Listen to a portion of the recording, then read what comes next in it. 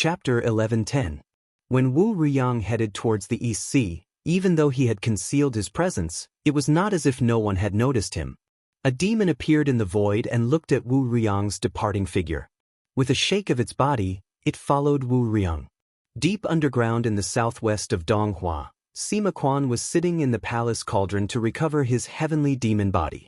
However, when he saw that Wu Riyang, who had been under his surveillance, had actually left Feng Linghai, he felt that something was amiss. Where is this Daoren going? Looking at the direction, he seems to be heading north to Donghua. No, he doesn't have to go by sea. He's most likely going to the East Sea. His thoughts raced. Wu Riyang was already old and was about to die, but he was making such a big fuss. It was most likely related to Tao Zhenhong and the other two. He must have found where the three of them are, so he's going to settle things. Thinking of this, his eyes suddenly lit up, and a faint demonic flame appeared. He realized that this was his chance. Although he had not fully recovered, he already had 80 to 90% of his original strength. It did not hinder him from using his spiritual power. If he was lucky this time, he might be able to gain more. But just as he was about to move, he realized that something was wrong. When the people of Dongtian fought, all the cultivators in the world would pay attention. If it was just a few Shenmen cultivators fighting, they might still watch coldly. But if he ran out at that time, he would be able to succeed, and he might be surrounded by the Xianling and Xianling families. Originally, if something like this happened in the South Sea, he would be able to escape. But in the East Sea, it was different. It was too close to the Donghua 16 sects. I need to think of a way to make them not pay attention to me.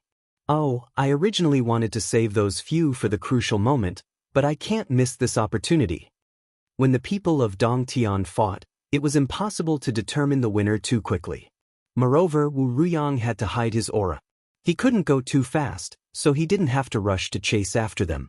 He jumped out of the palace cauldron and called out in his heart. After a long time, Hui Xiao entered the cave residence and bowed. Disciple greets Master. What instructions does Master have for me? Sima Quan said, Is the heart of evil governing devil that I asked you to refine ready? Hui Xiao replied, It was completed 20 years ago, but Master was in seclusion, so I didn't dare to disturb him. Sima Quan was very satisfied and said, Very good, bring it over immediately, I need it. Hui Xiao took out a talisman, released a devil, and said a few words. The devil flew over, and a moment later, it returned with a black human heart the size of a wicker basket in its mouth. The human heart was still moving, and the thumping sounds were like the beating of a drum. Sima Quan stretched out his hand and grabbed it. Then he pressed it against his chest and sat down.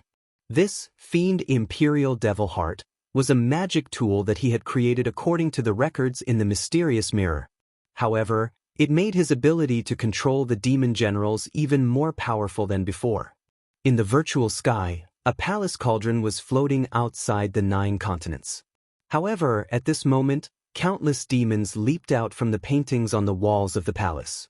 Then, one by one, they attached themselves to the walls of the cauldron. They were densely packed and covered the entire area, with almost no gaps. As the roars and screeches sounded, they used their mana together and slowly pushed the cauldron towards the Donghua continent. He was prepared to push this palace cauldron into the Donghua continent at the critical moment. Then, the heaven below would be plunged into misery and suffering. If the spiritual opportunity was destroyed, they would definitely try to stop it. This cauldron was unusually sturdy. Although he had broken one in the past, it was difficult to destroy it easily. That was because it was already mostly broken. If these cauldrons were to come crashing down together, it would be enough to make the 16 sects flustered for a while. Originally, he was prepared to use it to disrupt the situation when his own sect was in danger. But now, if he didn't want the mystic and demon sects to focus all their attention on him, he had to use it first. Of course, now that there was only one palace cauldron crashing down, he was still not completely at ease. Therefore, he was prepared to release all the 16 demon insects that he had secretly accumulated over the past few decades at the appropriate time. If he could succeed this time, he would be able to buy enough time to escape by activating all the insects in the sky and on the ground. After making the arrangements, he told Hui Xiao that she must not go out during this period of time. Then, he turned into a gust of chilly wind and came to the surface. In order to prevent the Zhenren of the sects from discovering his whereabouts, he did not dare to cross the Donghua continent. Instead, he headed south and was prepared to take a detour on the sea route. After Wu Riyang crossed the South Cliff continent, he dived into the deep sea to escape. However, he naturally could not compare to Li Xiaomi. It took him another 2 months, and just now, he had arrived at the East Sea. According to the location mentioned in the disciple's letter, he used his heart to sense for a moment and immediately found the location. It was not that Tao Zhenren did not know how to cover up. Instead, even though he was cultivating in the small world, he still needed to borrow the spiritual opportunity from the outside world. Therefore, the door that he entered and exited was usually not closed. Wu Riyang knew where the door was, but he was not anxious. He approached it slowly and patiently. After a few days and nights, he finally got close to the door. When he looked up, the door was suspended in midair. However, there were many formation flags floating and spinning outside. There were even many of them under the sea. He thought to himself, Tao Zhenhong is really careful. He even set up a prohibition outside the small world. This prohibition was useless against people from the grotto heaven like him. However, if he were to force his way through, he would definitely alert the other party. Then, he would not be able to catch them by surprise. The person inside did not have to do anything. All they had to do was to close the small world, and he would be helpless. However, since he was here, how could he not be prepared? This time, he brought along many owls and cunning men. These 2 items were strange insects from the South Cliff continent. If this formation board was connected to the earth veins, then he would use the former to deal with it. If not, then the latter would be enough to break it. After careful observation, he realized that this was a simple warning formation. However, it was connected to the earth veins and spiritual opportunity. He sneered and took out a large jar from his sleeve. With a flick of his sleeve, he lifted the lid of the jar. Not long after, a rustling sound could be heard. Strange insects that were about the length of a finger and shaped like white silkworms crawled out of the jar. The patterns on its head looked like a cat's face. Its body curled up and stood up. At first glance, it looked like a sick old man. It looked extremely weird. After these insects fell into the water, they did not need to be driven. Their bodies curled up and shrunk. Then, they scuttled out, and like a slingshot, they actively swam towards the spiritual opportunity in front of them. Their movements were very fast. Not long after, they dived into the ground. They climbed onto the earth veins and started to absorb the spiritual opportunity. Wu Riyang was originally worried that this owls had been used once in the South Sea. If the other party had a way to counter it, these insects would not be of much use. However, it turned out that he was thinking too much. This formation only covered a radius of 1,000 miles. After all, it was just a warning formation. If it was to defend against strange insects, it would be better to just set up a killing formation. He waited patiently for 3 days, and the owls had already destroyed the spiritual opportunity of the earth veins below the warning formation. However, even at this stage, as long as there was no external interference, this warning formation could still survive for another 10 days with the remaining spiritual opportunity in the formation. Therefore, this matter could not be considered to be finished. He took out another large vat, and within it was the clever-hearted man. He raised his hand and gently patted the jar. The jar broke into countless pieces. Crystal clear, long insects that looked like big worms fell out of the jar. Originally, they had all coiled up their bodies. They looked like a ball of tangled threads. However, once they entered the water, they blended into one with the water. If one did not look closely, one would not be able to see the existence of these insects. He took out a spell, and all the clever men turned their heads and swam towards the direction of the restriction. Then, along with the flow of water, they blended into the formation. Then they spat out strands of thin silk, and unknowingly, they wrapped up all the Dharma tools and formation flags in the formation. Then, their bodies drilled into the formation and they started to slowly decay the instruments. The entire process of absorbing the spiritual opportunity in the formation. It did not cause any changes in the formation. These insects were born to invade the prohibition formation and gnaw on the spiritual opportunity. Therefore, they were given the name cunning men. However, although they were magical, their lifespan was extremely short. At most, they could live for half a day. They were still abnormally weak and could only be used against a small formation with a radius of less than 1,000 miles. If they were to go against a mountain gate formation, there would be at least hundreds of millions of them. That would definitely cause a huge commotion. Before they could even get close, they would be easily extinguished by the formation.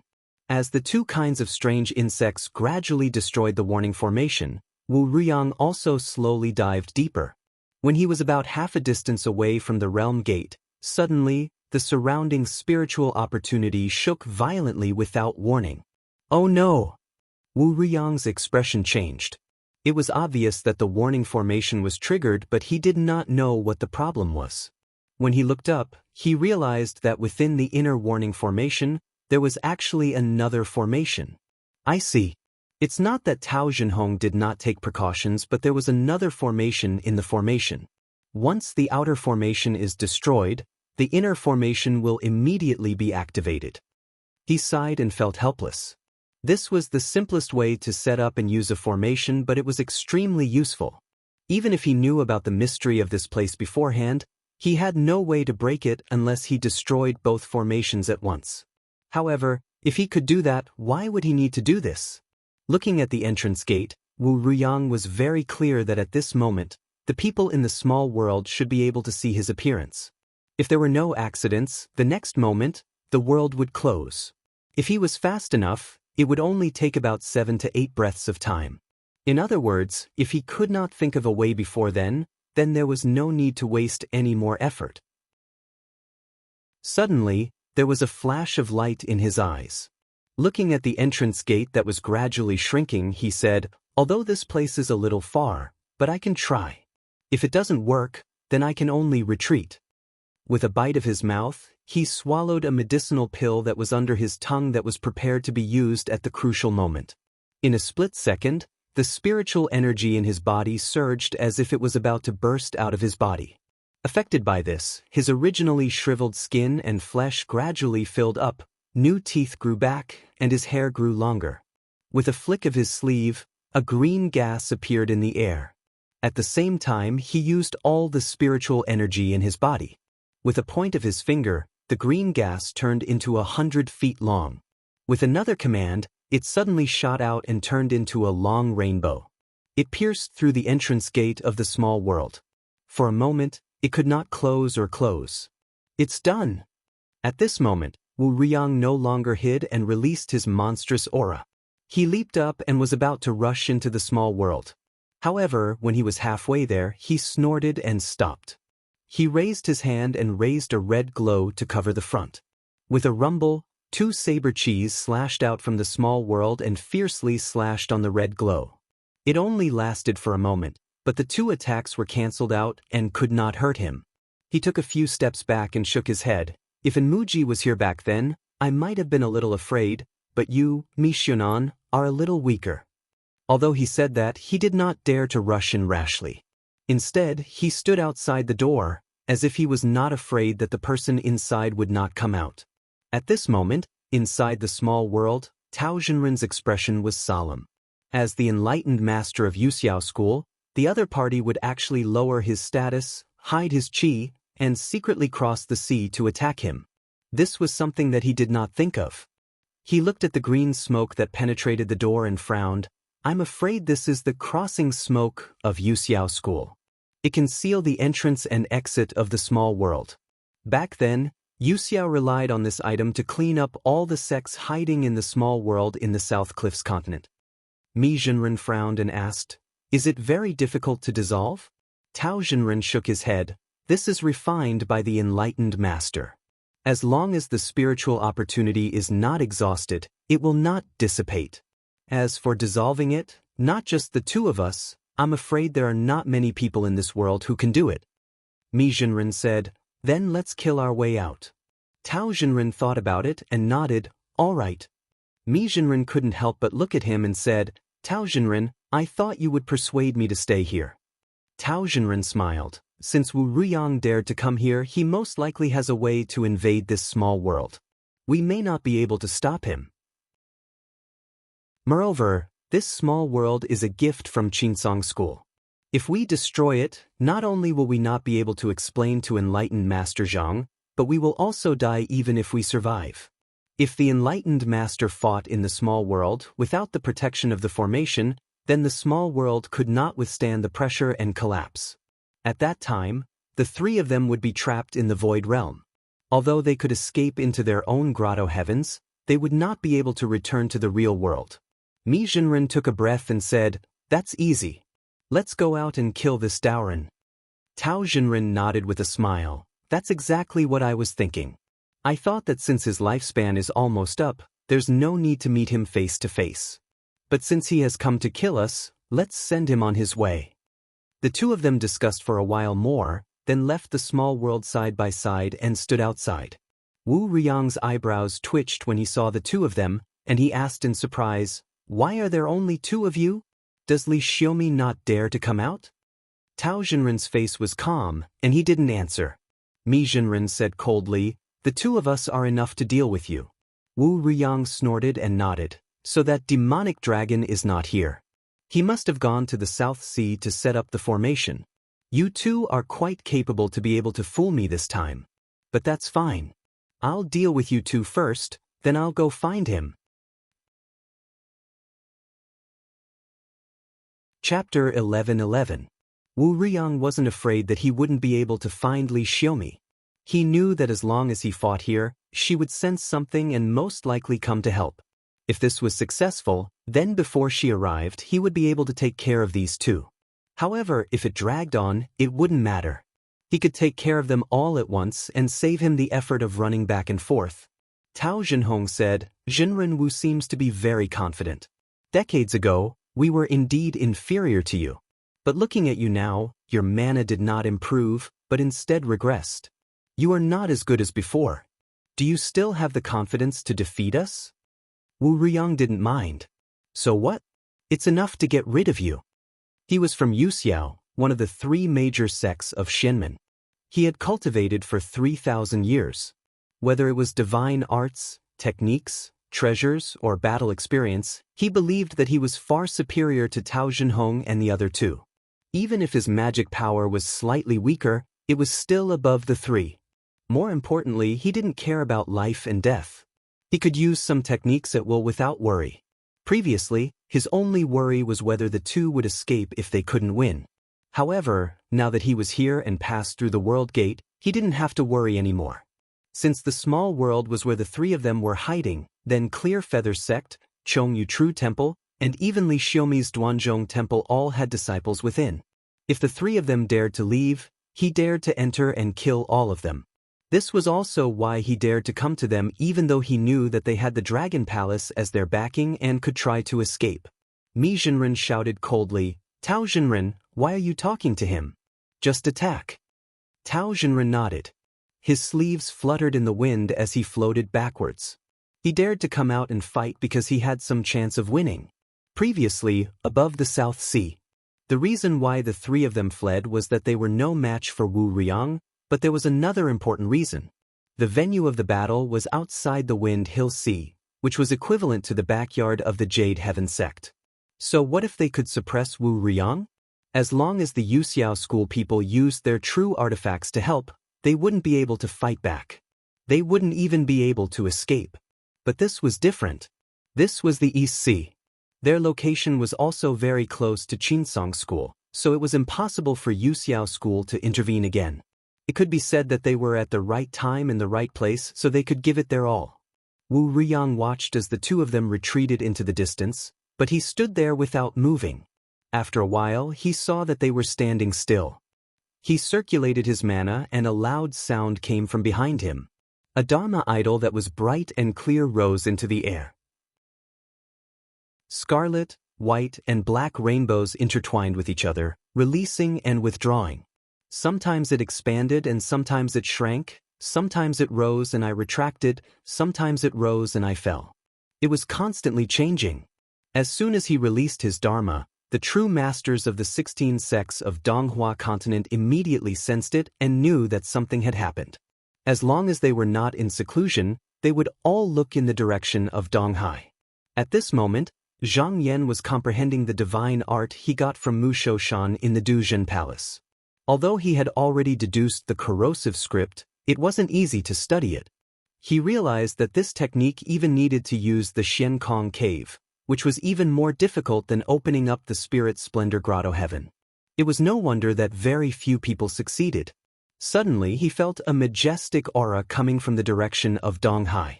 His eyes flashed and he used his mana to look over. Immediately he saw the scene on the ocean. Yuxiao Pengwu Riyang? So it was he who found sect leader Tao. Sect leader Tao didn't leave immediately. Then he wanted to fight with him. But now, only the two of them are here, and the timing isn't right. They were forced to fight. Sweeping his gaze once more, he came to a realization. He thought to himself, so, the void-crossing chi stopped the world gate. No wonder. If the disciples are all in the small world, then, no. His thoughts turned and he seemed to have thought of something. He smiled and said, since that's the case, let's see how the battle ends. At the same time, Li Xiaomi, who was still far away in Donghai, was shocked. He looked at the aura and his heart sank. How could he have expected Wu Riang to go to Donghai? This was indeed unexpected, and he wasn't prepared at all. He knew how strong Daoren was and was afraid that Tao and me would fail. In a panic, he broke out of the ocean and wanted to rush over to help. Just now that he was outside, he cursed under his breath. The moment he released his aura, Yuxiao School would definitely notice. How would they not know what he was going to do? They would most likely try to stop him. As expected, not long later, he saw several rays of light flowing over from the south. They headed straight for him. It was obvious that Yuxiao Peng Grotto Heaven was using a true artifact to attack from across the ocean. If he couldn't get out, or if he had to go back to stealth mode, he would most likely be trapped here. His expression changed a few times, but he sighed. He had not opened the Grotto Heaven yet. Otherwise, if he escaped into it and tried to come out, he might not fall in South Cliff Continent. By then, he could rush to Donghai, and it would not be too slow. Now, he could only evade. He took out a bottle from his sleeve and poured it down. Billowing smoke filled the air and covered the surrounding sea. This was refined from the chi of the Shen worm. He did not have a true artifact with him, so he could only temporarily use this to protect himself. At the same time, he shook his body and transformed into the body of a Jiao dragon, diving into the deep sea. Tao Zhenren saw that Wu Ruyang released his Dharma form and no longer restrained his mana. He pulled out his spirit and there was a clear chi rising behind him. It looked like the head and tail were intertwined. It seemed to be guarding yin and yang, but it also seemed to be mixing together. There were celestial birds and auspicious beasts hidden in it. Mi Zhenren, on the other hand, spread out a pair of yin-yang chi wings. It was half bright and half dark. The light was bright and dazzling like lightning, while the dark was dim and gloomy. The two of them stood in their respective Dharma forms. Although they were not too far away from each other, they seemed to be outflanking Wu Ruyang. Wu Ruyang was expressionless. He activated his Dharma form and slowly pressed forward. Tao Zhenren and Mi Zhenren also knew that they could not retreat at this time. Although Daoren had 3,000 years of cultivation and his mana was also very strong, they did not believe that his mana could resist the combined force of the two of them. None of the three of them dodged. As a result, their Dharma forms collided head-on. There was a loud rumble like thunder. The aftermath of the mana spread down from the sky, stirring up chaos on the Donghai. The waves surged, and the vast amount of seawater rushed towards the Donghua continent. All the sects near the sea immediately activated the mountain guarding formation. However, some of the smaller sects and rogue cultivators were not so lucky. They could only hurriedly take their important items and escape to the sky to avoid the disaster. The east of the Great Lake of Longyuan was directly connected to the sea. Many of them were rushing towards the Qinsong school. However, they had not reached it yet. The stream of xianshui in the sky poured down and guided the surging tide upwards. No matter how much more came, it could not shake the great lake at all. Zhang Yan took a look in the hall and said, "This Jinrenmi's skills have improved a lot compared to what I saw when I first formed my grotto heaven." Initially, he was slightly more focused on the Yang Blade Dao and was suspected of overshadowing the main point. Now, the two are in a stalemate. Now that the two of them are in a stalemate, it is obvious that his cultivation has improved a lot. At this moment, Jing Yu, who was outside the door, transmitted his voice, "Master, Jinren Qi invites you." Zhang Yan guessed that it must be about the Donghai. He said that he understood and stood up. He left the Xuanzi ocean world and stepped on a cloud of light to go up to the extreme hall. Not long after, he arrived at the door. He did not need to report and went up to the hall. At this time, Huixian also arrived. After the three of them greeted each other, they sat down. Qi Yuntian looked at the two of them and said, "Wu Riyang attacked the Donghai openly. If sect leader Tao and the other two run away in defeat, that's fine. But if someone is injured by him, it'll be a disgrace to our Yutsong sect. I've invited you two junior brothers here to discuss a countermeasure." Although no one said it out loud, all the Zenrens knew that Tao, me, and the rest were backed by the Qinsong school. Otherwise, they would not have the guts to go to the South Sea to set up the formation. Therefore, this battle could be seen as another secret game between the two Xuanzong sections. The key was that this time, it was on the Donghai near the Great Lake of Longyuan. If they lost, it would damage the reputation of the Qinsong school. Huixian said in a deep voice, "The Qinsong school cannot take action directly, but it is not difficult to help the two of them. Li Xiaomi is entangled in the South Sea now. I can use the 36 mountains to help her. I can help her escape from there." Qi Yuntian nodded and said, "Very well, Junior Huo will do this later." Zhang Yan smiled and said, "Wu Riyang came prepared this time."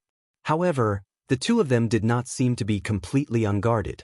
However, since Senior Huixian asked, "I think it is time to summon the two of them. Send him to the sea, if there is really a change. If there are any changes, I don't believe that the Peak Master of Huiyang Peak can fight against the siege of 5 people of the same generation." Huixian thought for a while and said, "If the two of them were to appear in front of others, it will increase the fear of the sections. Will it affect the sect's plan?" Qi Yuntian waved his hand and said decisively, "It is fine. If they have the guts, they would have fought earlier. So what if they are afraid? Junior Zhang, this matter can be arranged by you. If there are any changes, I will take responsibility." Zhang Yan agreed. In fact, this was a safe strategy. In his opinion, it might not be used in the end. Above the East Sea, although the three Dharma clashed, as Zhang Yan had expected, no one had the upper hand. Because they realized that if this continued, they would only consume their qi. No one wanted to do so, so they separated again. Wu Riyang was near the end of his life and was afraid that he would not be able to continue. Tao and me were not willing to fight to the death with someone who was about to die. However, after this collision, both sides had a clear understanding of each other's strength. Taking advantage of the short time when they retreated, they were thinking about how to defeat the enemy. Although Wu Riyang's words seemed to look down on the two of them, he was extremely cautious in his heart. He knew that he had almost no backup in the East Sea, so he did not think that he could deal with the two of them as soon as he saw them. Just now we are competing in mana. Although I have held back, the two of them did not use their full strength. It seems that even if I can suppress them, I won't be able to win by much. Since I can't subdue them by force, then I will use changes to defeat them. He waved his sleeve, and a ray of frost shone in the air, enveloping the two of them. Once this qi was released, the two of them did not have the slightest space to dodge. Tao Jinren's expression was solemn.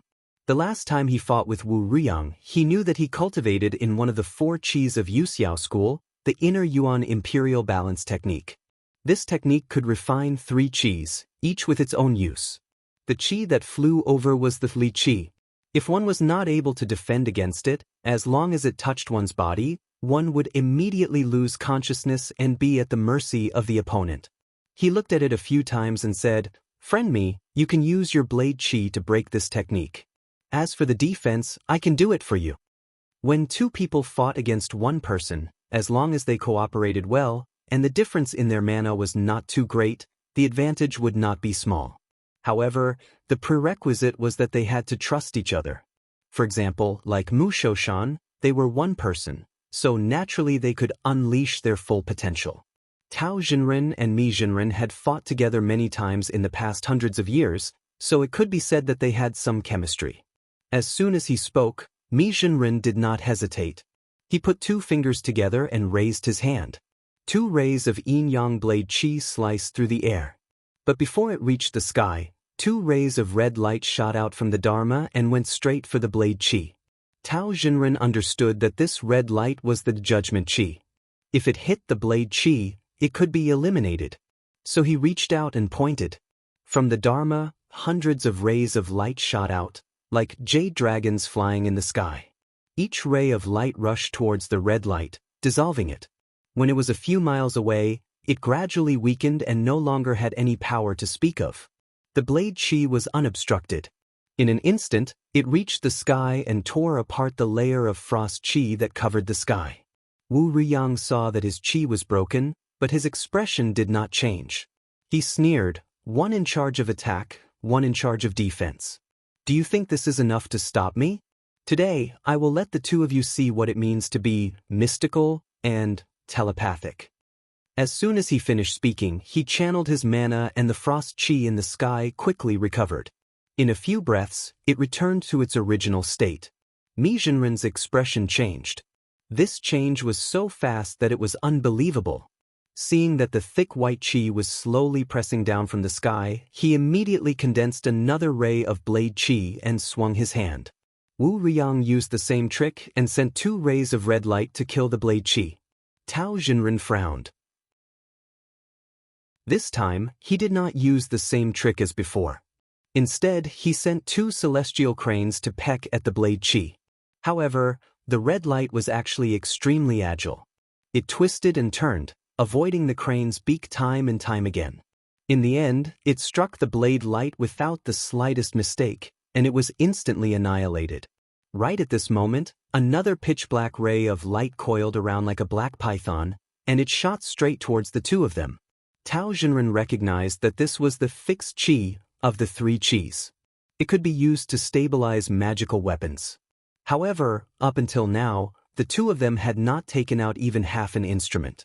They did not know what the other party was trying to do, but they did not dare to let it get close. They stretched out their hands and pressed forward. Immediately, a large cloud of yellow smoke gathered from all directions and turned into a big hand. The hand stretched out and blocked in front of them. Who would have guessed that when the light arrived in front of them, it suddenly changed from black to red? It rushed towards the big hand and turned it into nothingness. Before it completely disappeared, it changed again and turned into the same frosty white color as the lychee in the sky. It continued to rush over. When Tao Jinren saw this, his expression became incomparably solemn. He did not think that Doran's technique of controlling his mana would be so exquisite. Last time in the South Sea, he did not reveal such an ability. It was obvious that he was intentionally concealing it. Wu Riyang laughed coldly in his heart. This inner yuan controlling balance movement had long been trained by him to the point of being able to cause chaos. It could be said that in this world, there was no one who was more skilled than him. How could it be so easily blocked?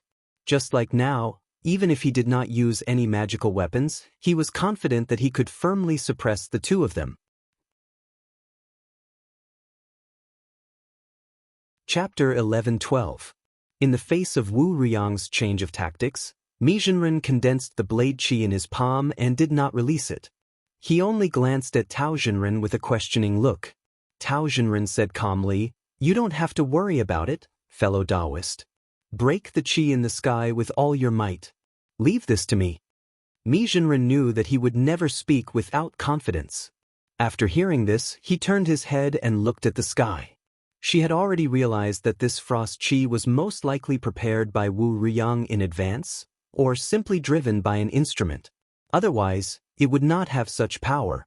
If she could not break it in one strike, then it would be useless no matter how many times she attacked. However, this required time to adjust her mana and prepare properly. She could not afford to be distracted during this period of time, and could only rely on the protection of the fellow Taoist beside her. With a thought, Tao Jinren ordered the 2 red-crowned cranes released earlier to charge at the opponent. Then, he quickly took out a copper bowl with the eyes of a beast and pushed it forward. The bowl leaned forward slightly, and immediately, clouds flew out and formed a thick cloud wall. The rainbow of chi crashed into it. Although a lot of the clouds were shaved off, there was a steady stream of clouds coming from behind to replenish the damage. It was difficult to move forward for a while. Tao Jinhong seemed to have expected this. Without looking at the result, he quickly took out another scroll and unfolded it. This precious instrument was called the Nanhua Source Diagram of Walking Beasts. Together with the Nanhua Master Spirit Bird Chart, they were the best precious instruments of the Nanhua sect. There were thousands of spirit essences of walking beasts collected by Taoist Master Crane's lineage. If used properly, they would be extremely powerful. There were even several spirit essences of strange beasts that were no less powerful than Taoist Master Heavenly Abode. However, without the sect leader's seal, they could only be used as offerings. Similarly, this treasure was taken back. Without the secret incantation passed down by Taoist Master Crane, the door could not be opened. After the scroll was unfolded, the appearance of strange beasts and strange species appeared. On the list, there were Sky Demon, Strange Ho, Earth Barbarian, Fangjian, and Legless. The Sky Yao tier was completely blank, not a single one to be seen. The next tier of mutants, however, had 3 strange-looking mutants. Right now, he could only control 1 or 2 of them, and he could only maintain it for a mere moment. However, he didn't need him to fight with Daoren Wu. He only needed him to share some of the pressure. That was why he only gave it a look, and then leapt over. His gaze landed on Earth Barbarian's first rank, and then with a swipe of his hand, over 100 types of vicious beasts immediately appeared. With a push of his hand, 2-headed white flood dragons immediately flew out one after another. Their bodies were incredibly long, only circling about once. He rushed towards Wu Riyang's location. In just a short period of time, the cloud wall in front of them had also been penetrated by the Qi rainbow. Under the continuous impact, it began to melt like ice. Tao Jinhong didn't put away the Beast Eye Copper Bowl. He circulated his magic power and activated it. The jade body trembled slightly and the number of clouds it spat out increased. Wu Riyang suddenly saw a white flood dragon soul essence rushing towards him. He said mockingly, "Didn't you, Tao Jinhong, establish a sect overseas?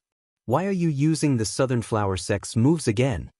Tao Jinren replied with a serious voice, "As a disciple, how could I dare to let go of what my teacher taught me?" Wu Riyang couldn't retort, so he snorted. He flicked out a streak of astral lightning, forcing the 2-headed flood dragon to dodge to the side. Taking advantage of this gap, he calmly took out a spell. The lightning behind him vibrated, scattering out like broken stars, forcing the dragon to dodge to the left and right again. Even though it roared angrily, it was still unable to come over. At this time, his eyes glared at him, and a thunderous light appeared in his eyes. He released a little astral yang fire.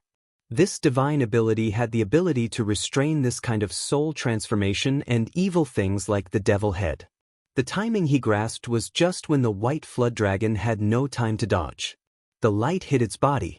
With this attack, the white flood dragon's body was set ablaze. It howled in pain and instantly turned into a cloud of smoke. A small crystal pearl flew out from it and flew back. This was where the essence of the flood dragon's soul essence lay. If it returned, it could be nourished by the external Qi core jade, and it could be restored. However, if it was destroyed in the outside world, it would completely disappear from the world, leaving no trace behind. Wu Riyang looked like he wasn't willing to let it go. He flicked his finger. A 5-colored jade stone chased after it. The small bead passed through the cloud wall without any obstruction. The jade stone chased after it, but it wasn't any stronger. Instead, with a roll, it exploded with a loud bang, causing the barrier to collapse for half a day. Tao Jinhong didn't think that the white flood dragon could do anything to Daoren, but he still needed time to summon an extremely special spirit beast soul essence. This thing was the dying abyss toad that Zhang Yan had sent over. He had already taken out its soul and blood energy and refined it into a spirit essence. However, this method required the other party's permission. If it was the abyss toad at its peak, he definitely wouldn't be able to recruit it. If he used methods to forcefully extract it, he would often lose a large portion of his soul and blood energy, and he might not be able to successfully refine it. Coincidentally, its death was near, so he communicated with it and obtained its permission to enter the Atlas. However, he hadn't refined it for long, so he only hoped that the two-headed flood dragon could delay it for a while. He didn't think that not only would it be of no use, but the other party would take advantage of his unguarded moment to break through the cloud wall barrier. This meant that although the other party couldn't see him just now because of the cloud wall, they could guess what he was brewing, which was why they dared to do so. Not mentioning anything else, just the method of seizing the opportunity and the accurate judgment of the battle situation was really praiseworthy. He had no choice but to stop what he was doing and release a green flood dragon to restrain it. At the same time, he once again activated the Beast Eye Copper Bowl, and the cloud chi condensed again. Wu Riyang didn't stop them. Instead, he swept his eyes to the left and right, clearly seeing the two's current situation. With his experience, he was able to guess their thoughts and objectives in an instant. He chuckled and calmly raised his eyes to meet the green flood dragon. His eyes flashed with brilliance again. However, this time the little yang fire didn't have any effect, and the fire extinguished as soon as it appeared. He made a sound of surprise and looked carefully, only then did he understand. He thought, so the spirit essence is wrapped in the flood dragon's skin, and there are outer scales covering it. No wonder my little yang fire can't break it. This kind of method is rare, and in the past, only Taoist he could use it. This Tao Zhenhong really has inherited his mantle. He wasn't in a hurry to get rid of it. Instead, he stretched out his hand, and a vast astral wind appeared, pushing it to the side. He then pointed again, and dozens of short scarlet lights flew out. He continued to strike the cloud wall, creating another hole in it. He glanced to the side and saw that Mi Zhenren's mana had been accumulated to the limit, as if she was about to break the air curtain that covered the sky. He noticed this, and with a point of his hand, a small stone passed through the hole in the wall, as if he wanted to suppress her. Tao Zhenren immediately noticed this, so how could he let him succeed? With a call, the green flood dragon turned into a rainbow and blocked in front of him. Who knew that at this moment, a small needle light appeared above Wu Riyang's head, and with a flash, it shot towards him. Mysterious golden thorn? He was shocked, and knew that this thing could change its form while flying. He hurriedly used a spell to defend himself, but with this movement he was restrained. As a result, his Dao technique was interrupted, and the Abyss Toad's spirit essence was not successfully summoned. If he wanted to summon it again, he would have to start all over again, and it could be said that all his previous efforts were wasted. Wu Riyang smiled and stretched out his hand to grab at the sky. The frost in the sky suddenly took the initiative to disperse, like cotton flying in the sky. As for Mi Zhenren, she was about to slash, but seeing this scene, she paused, not knowing whether she should release the blade aura or attack Wu Riyang. Or should she turn and attack Wu Riyang? The former might not be effective, but the latter would break through the cloud wall first. With this moment of hesitation, her magic power counterattacked her body. Her face couldn't help but turn pale. She snorted and forcefully waved her palm upwards. There was a loud rumble. Two shocking blade auras broke through the atmosphere, tearing the green jade and piercing through the 9 heavens. However, only a small portion of the dispersed frost was cut, and most of it was still there. After dodging the blade auras, it seemed to have the momentum to gather in the center. Tao Zhenren took a deep breath. This Wu Riyang only used a few simple moves to break through their techniques. This showed that he had extraordinary insight and endurance technique. This old Taoist was not as aggressive as an ordinary cultivator, nor did he try to gain the upper hand in every aspect. Instead, he was neither too fast nor too slow, but with every step he took, he would definitely be able to steadily restrain their methods. He deeply understood that it was indeed difficult for the two of them to deal with this person head-on. Since they could not win in terms of mana and transformations, they could only use another method. He called out to Mi Zhenren, "Fellow Taoist Mi, follow the previous plan." The latter understood, and before the sky curtain recovered, he kept his dharma, turned into a clear light, and flew out. Tao Zhenhong also released a few spirit essences, kept his dharma, and flew out. Wu Ruyang was about to chase after him, but he felt that something was wrong. He thought, could it be that they want to lure me away, let the disciples come out from the small world, and then escape separately? After thinking about it carefully, it was indeed a possibility. If it succeeded, then the two of them would no longer be bound.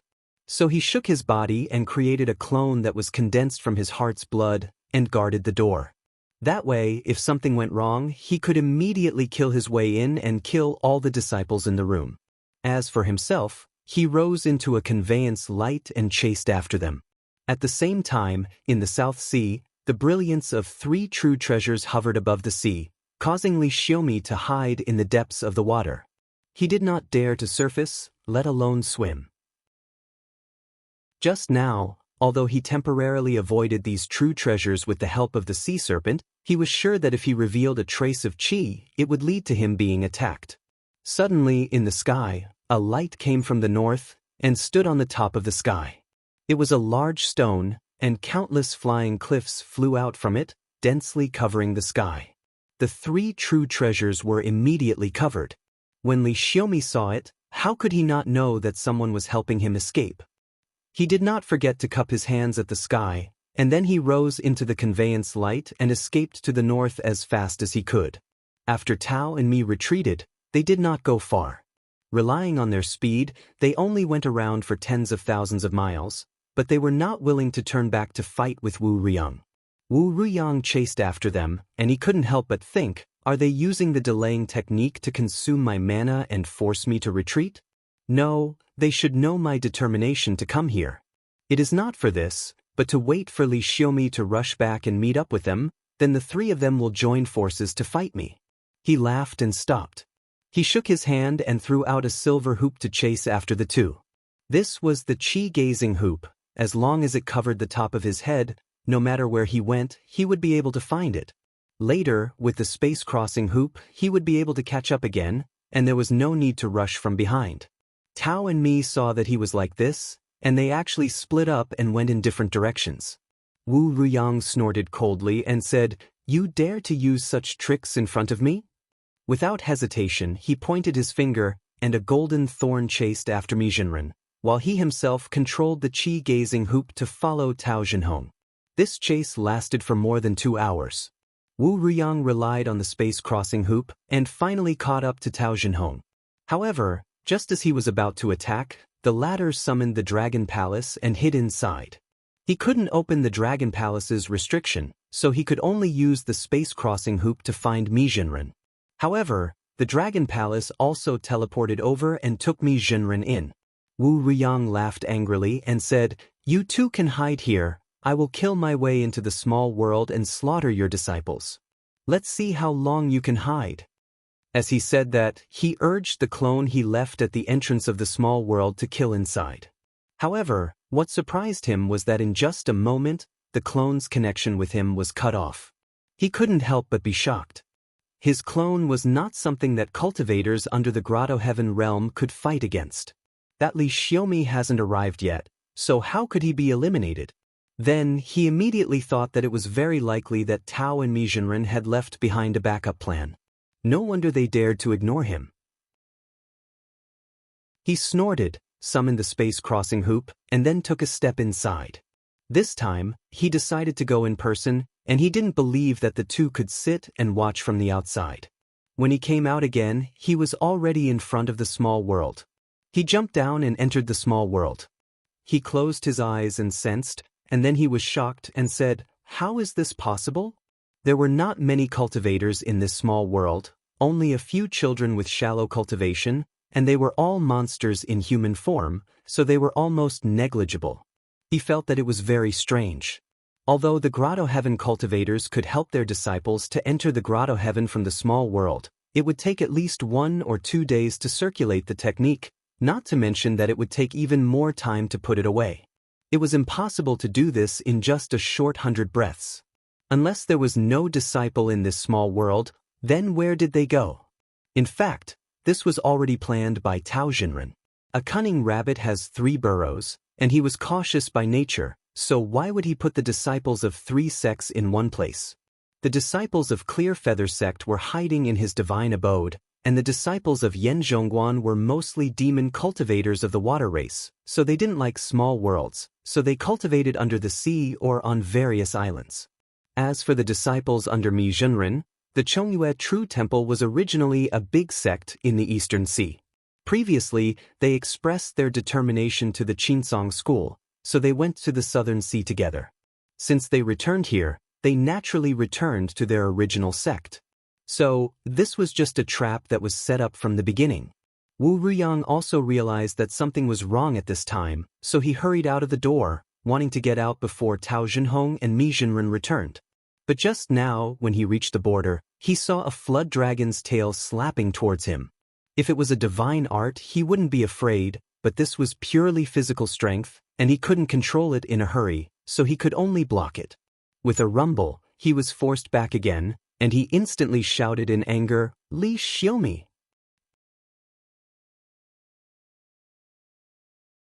Chapter 11:13. Rex. After knocking Wu Ruyang back with one strike, Li Xiaomi immediately turned around and opened its mouth. A moment later, it spat out a torrent of water into the small world. After Wu Ruyang was shocked and angry, he calmed down. He looked at the border but did not want to rush forward. Instead, he dodged to the side. Just as he expected, after a breath or two, he saw the torrent rushing over. There were also countless lightning rays. If he blocked it head-on, although he could not do anything to it, he would have to spend some effort to resolve it. He looked at the continuous raging waves and frowned. He thought, how did this person come so fast? Could it be that he was not stopped? The moment Li Xiaomi revealed his qi dynamic in the South Sea, he also felt it. In his mind, no matter what, Yuxiao school would attack him. Later on, Li Xiaomi's qi dynamic disappeared in a hurry, which was enough to prove this point. Thus, he did not understand how a first-degree cultivator who had not even opened his grotto heaven could break through all the blockades and return to this place so quickly. He snorted. Since the result was like this, it was useless to find out the reason. The most important thing now was to find a way to get out of this small world. Otherwise, when Tao and Mi arrived, it would be even more difficult to get out. He calmed his heart, and before the torrent had completely passed, he turned around and turned into a frost aura to protect himself as he rushed out. Just now, Li Xiaomi only caught him off guard. It was not that he did not have a way to deal with the flood dragon's body. If the other party dared to do the same again, he had a way to make him suffer. As for using divine arts and magic treasures, he was not afraid at all. With the change of fixed, separated, and judged qi, he could deal with most of the situations. Li Xiaomi felt a surge of qi dynamic rushing out from the small world. He knew that Daoran had come out again. His body shook and he immediately returned to his human form. He grabbed hundreds of lightning bolts and shot them out in one breath. At the same time, he took a step back and took out the jade bottle containing the qi of the sea serpent and threw it into the border. He knew that this still could not stop the other party. Thus, he took out a spell and chanted a few incantations. He tapped his feet and a green smoke immediately climbed up in front of him. Then, it disappeared without a trace, as if nothing had happened. But in reality, he had already planted a bewitching curse in this place. Inside the small world, Wu Ruyang rushed all the way to the door. Suddenly, he felt hard lightning coming, and the frosty white Li Qi immediately turned into scarlet red judgment Qi. All of the lightning glow disappeared with a single swipe. However, just as he was about to head out, his vision suddenly blurred. Lightning flashed in front of him. He could sense that there seemed to be tens of thousands of lightning bolts rushing over. The rumbling sound was deafening. He was shocked and couldn't help but want to retreat. However, before he could move, he stopped abruptly and calmly judged, Li Xiaomi definitely doesn't have such mana. Even though it was only for an instant, his thoughts were very clear. If Li Xiaomi could really activate these 10,000 bolts of hard lightning, then just now was a better opportunity. Why wouldn't she use it? Why did he have to wait until he could see it? Therefore, this must be fake. When he was in the South Ocean, he had seen the chi of the sea serpent maze. At this moment, how could he not guess that what he saw was an illusion? He made up his mind and took out a pearl that could break through the maze and tossed it forward. Along with the light that spread out, the illusion was broken a little. Although it didn't completely dissipate, one could undoubtedly tell that it was an illusion. He laughed coldly. He leaped forward and was about to exit the world gate. However, the moment he stepped out, his expression changed and he took a step to the left. He frowned and felt that something wasn't right. However, he didn't know what the problem was. A moment later, he turned around and hesitantly took a step forward. He actually returned to the small world. When Li Xiaomi saw that, he heaved a sigh of relief. Just now, he didn't dare to make a move. He didn't even dare to stand still. He was afraid that he would cause a fluctuation of qi dynamic and wake the opponent up from the spell. What he performed was a small supernatural power that was secretly passed down from Yan Zhongguan. It was called the art of 100 elements reversal. Once the opponent entered the formation, if he wasn't prepared beforehand, he would only take the first 2 steps to the left. If there was no one to disturb him or if he sensed the change of qi dynamic outside, after walking 100 steps, he would realize that something was wrong just now. This spell could only be used to confuse the enemy. If it wasn't because it was easy to practice, he wouldn't have bothered to practice it. He had never used it in a battle before. Suddenly, there was a flash of lightning in the sky. After a while, there was a loud noise. The waves parted and a bronze palace that was shaped like a tall pillar appeared on the surface of the sea. Then 2 rays of conveyance light flew out from it. It was Tao and me who had arrived in time. Li Xiaomi unconsciously made up his mind. Just now, he had rushed all the way here. When he arrived, he wanted to join the battle immediately. However, seeing that both parties seemed to be fighting back and forth, he was quick-witted. He immediately hid to the side and approached secretly. He was ready to find a suitable opportunity to strike and see if he could injure Wu Ruyang severely. However, before he could enter the battle circle, he saw Tao Zhenhong and the rest retreating. Based on his understanding of the 2 of them, he guessed that they had some plan. Hence, he communicated with them through telepathy. Tao and me were delighted when they heard that he had arrived in time. They initially wanted to lure Wu Ruyang into the small world and then immediately turn around and block the portal. However, as the speed of the dragon's flight was not fixed, they might not be able to make it in time. Hence, the probability of success was also 50-50. However, with Li Xiaomi here, their chances were greatly increased. Hence, they decided to hide here and wait for Wu Ruyang to enter the small world.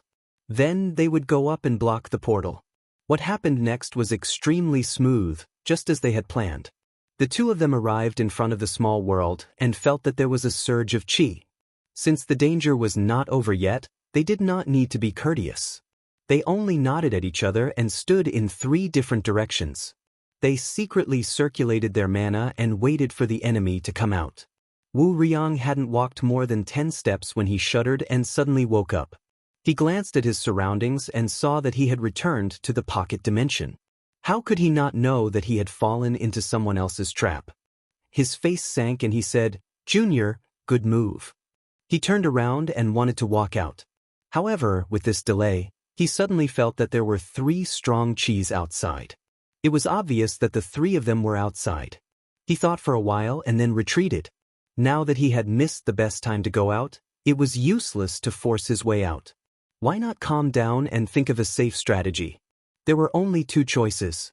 The best one was to escape into the cave and then move out. However, because there was nothing in the East Sea that could be sensed, the place where he came out might not be the East Sea. It might be somewhere else in the 9 continents. If he really did that, not to mention the large amount of mana he would need to consume in and out, he might not be able to achieve his purpose of coming here today. As for the worst option, it was to charge out from the front. Any changes in mana would be useless. If the 3 of them worked together, their mana would definitely be stronger than his. Since they had tricked him into this place, it was obvious that they had a backup plan. Even if he could get out, he would have to pay a certain price.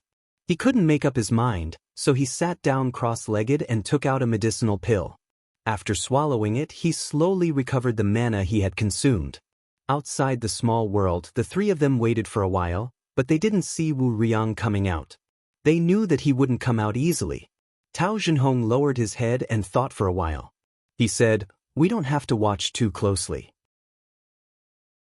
We can relax a little and wait for him to come out before we attack together. If we can kill him, that would be the best. Even if we can't, we have to think of a way to severely injure him." Li Xiaomi looked over and asked, "Daoist Tao, are you going to get rid of this person?" Tao Zhenhong said in a deep voice, "It's not that I want to do that. This person's lifespan is coming to an end, and he wants to fight to the death with me. We don't have any leeway to hold back." Li Xiaomi nodded. Daoist Tao is right. He paused for a while and said, "I was watching from the side just now. This Daoran has a lot of tricks up his sleeves. If we let him out, even I might not be able to injure him." Mi Zhenren said coldly, "We have to try." Tao Zhenhong smiled. "Don't worry. With this item in hand, we just have to be careful. It doesn't mean we can't succeed." After saying that, he swung his sleeves. 2 rays of light flew out. Mi Zhenren and Li Xiaomi each caught them. When they held them in their hands, they saw 2 talismans. Li Xiaomi saw that they looked like 2 rays of clear light reflected in water. After looking for a long time, she felt a slight pain in her eyes. She looked away and asked, "Could this be the sword talisman that Zhang Zhenren gave us?" Tao Zhenhong nodded and said, "This talisman is called Slashing Rainbow. It was created by Shun Chong of Guangyuan sect. Later on, Shun Zhenhong also learned it. Originally, there were 3 of them. Just now, I placed this item in the small world to slay Wu Riyang's clone. If it were to slay Wu Riyang himself, it would definitely be able to heavily injure him."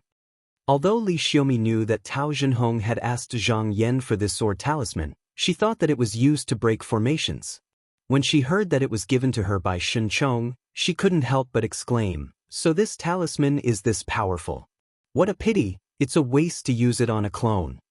Tao Zhenhong said, "I prepared it for that Wu Riyang, but he didn't fall for it. If the first person to enter the small world was Wu Riyang's family, then the one who would be attacked by the sword talisman would be him.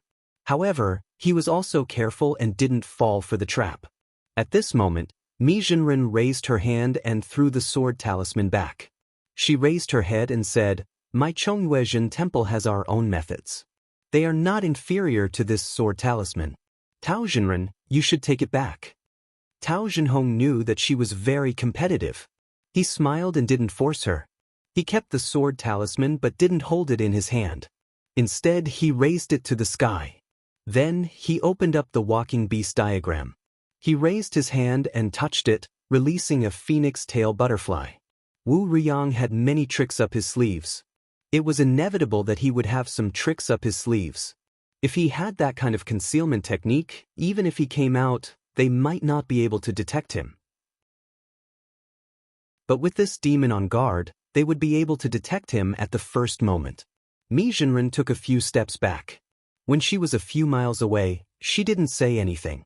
She held her breath and put 2 fingers together.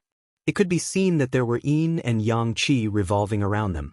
As time passed, the rotation became faster and faster. Li Xiaomi also took a few steps back. He held the sword talisman in his hand and stared unblinkingly in the direction of the realm gate. While the 3 of them were making preparations, they did not know that 100 miles away, at the bottom of the sea, Sima Quan was watching them. He thought to himself, "Wu Riyang has actually been forced into the small world. Looking at the situation, he may not come out again. If he were to use the cave to escape, wouldn't my plan fail?" He thought about it and felt that it would be better for him to escape into the small world and slowly look for an opportunity. Once he got there, the cultivators of the 16 sects wouldn't be able to detect him. He wouldn't have to expose many of his tricks in advance. The more he thought about it, the more he felt that it was feasible. Thus, he turned around and disappeared into invisibility, heading straight for the entrance of the small world. Soon, he arrived in front of the 3 of them. But at this moment, he felt an inexplicable sense of danger. Li Xiaomi suddenly felt that the sword talisman in his hand was about to move, as if it wanted to break free from his control. He couldn't help but be startled and quickly used his mana to hold it. At the same time, the sword talisman that was suspended in the sky suddenly flashed and fell from the sky, slashing at an empty space 100 feet away. Then, a scream was heard and a gust of chilly wind suddenly escaped into the distance. Tao Zhenhong immediately reacted. Looking at the direction where the chilly wind retreated, his eyes were solemn. He said, "Sima Quan?" He knew how powerful the sky demon was. He was not afraid that his soul would be invaded, so he hurriedly released a Gongming goat that could suppress evil from the walking beast drawing.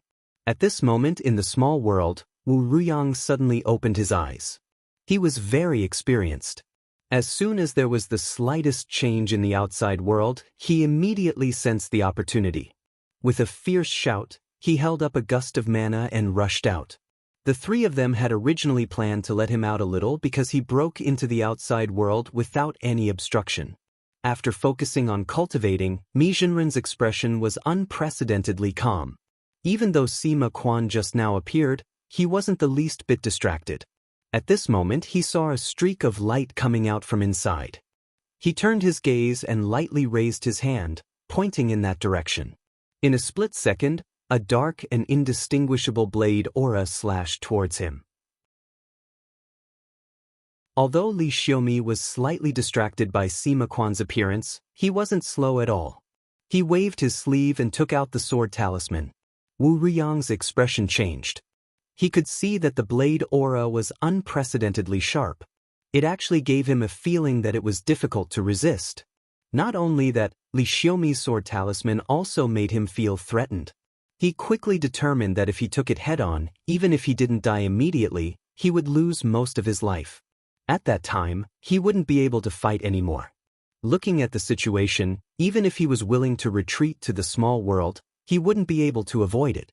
At this critical moment, he made an unexpected move.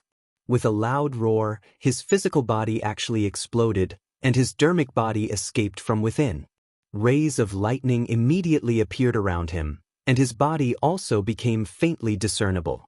He had cultivated for 3,000 years. With just a thought, he could escape into the cave in an instant. Although his physical body was destroyed, there was still some blood essence scattered on the sea. As long as he moved fast enough, he could sense where it was and return to the East Sea. At that time, he could still fight with the three of them. However, just as he was about to escape into the cave, at almost the same time, Zhang Yan, who was sitting in the Hall of Duzhen and watching the battle, suddenly focused his eyes and looked at him. Wu Ruyang instantly felt his body turn cold, as if a majestic and mighty Fa Li was about to descend. Although he knew that the owner of this Fa Li might not attack him, he instinctively raised his guard, which caused his qi to stagnate. If it was a normal day, it wouldn't be a problem. However, at this critical moment, there was no room for mistakes. At this moment, he panicked and his movements were immediately slowed.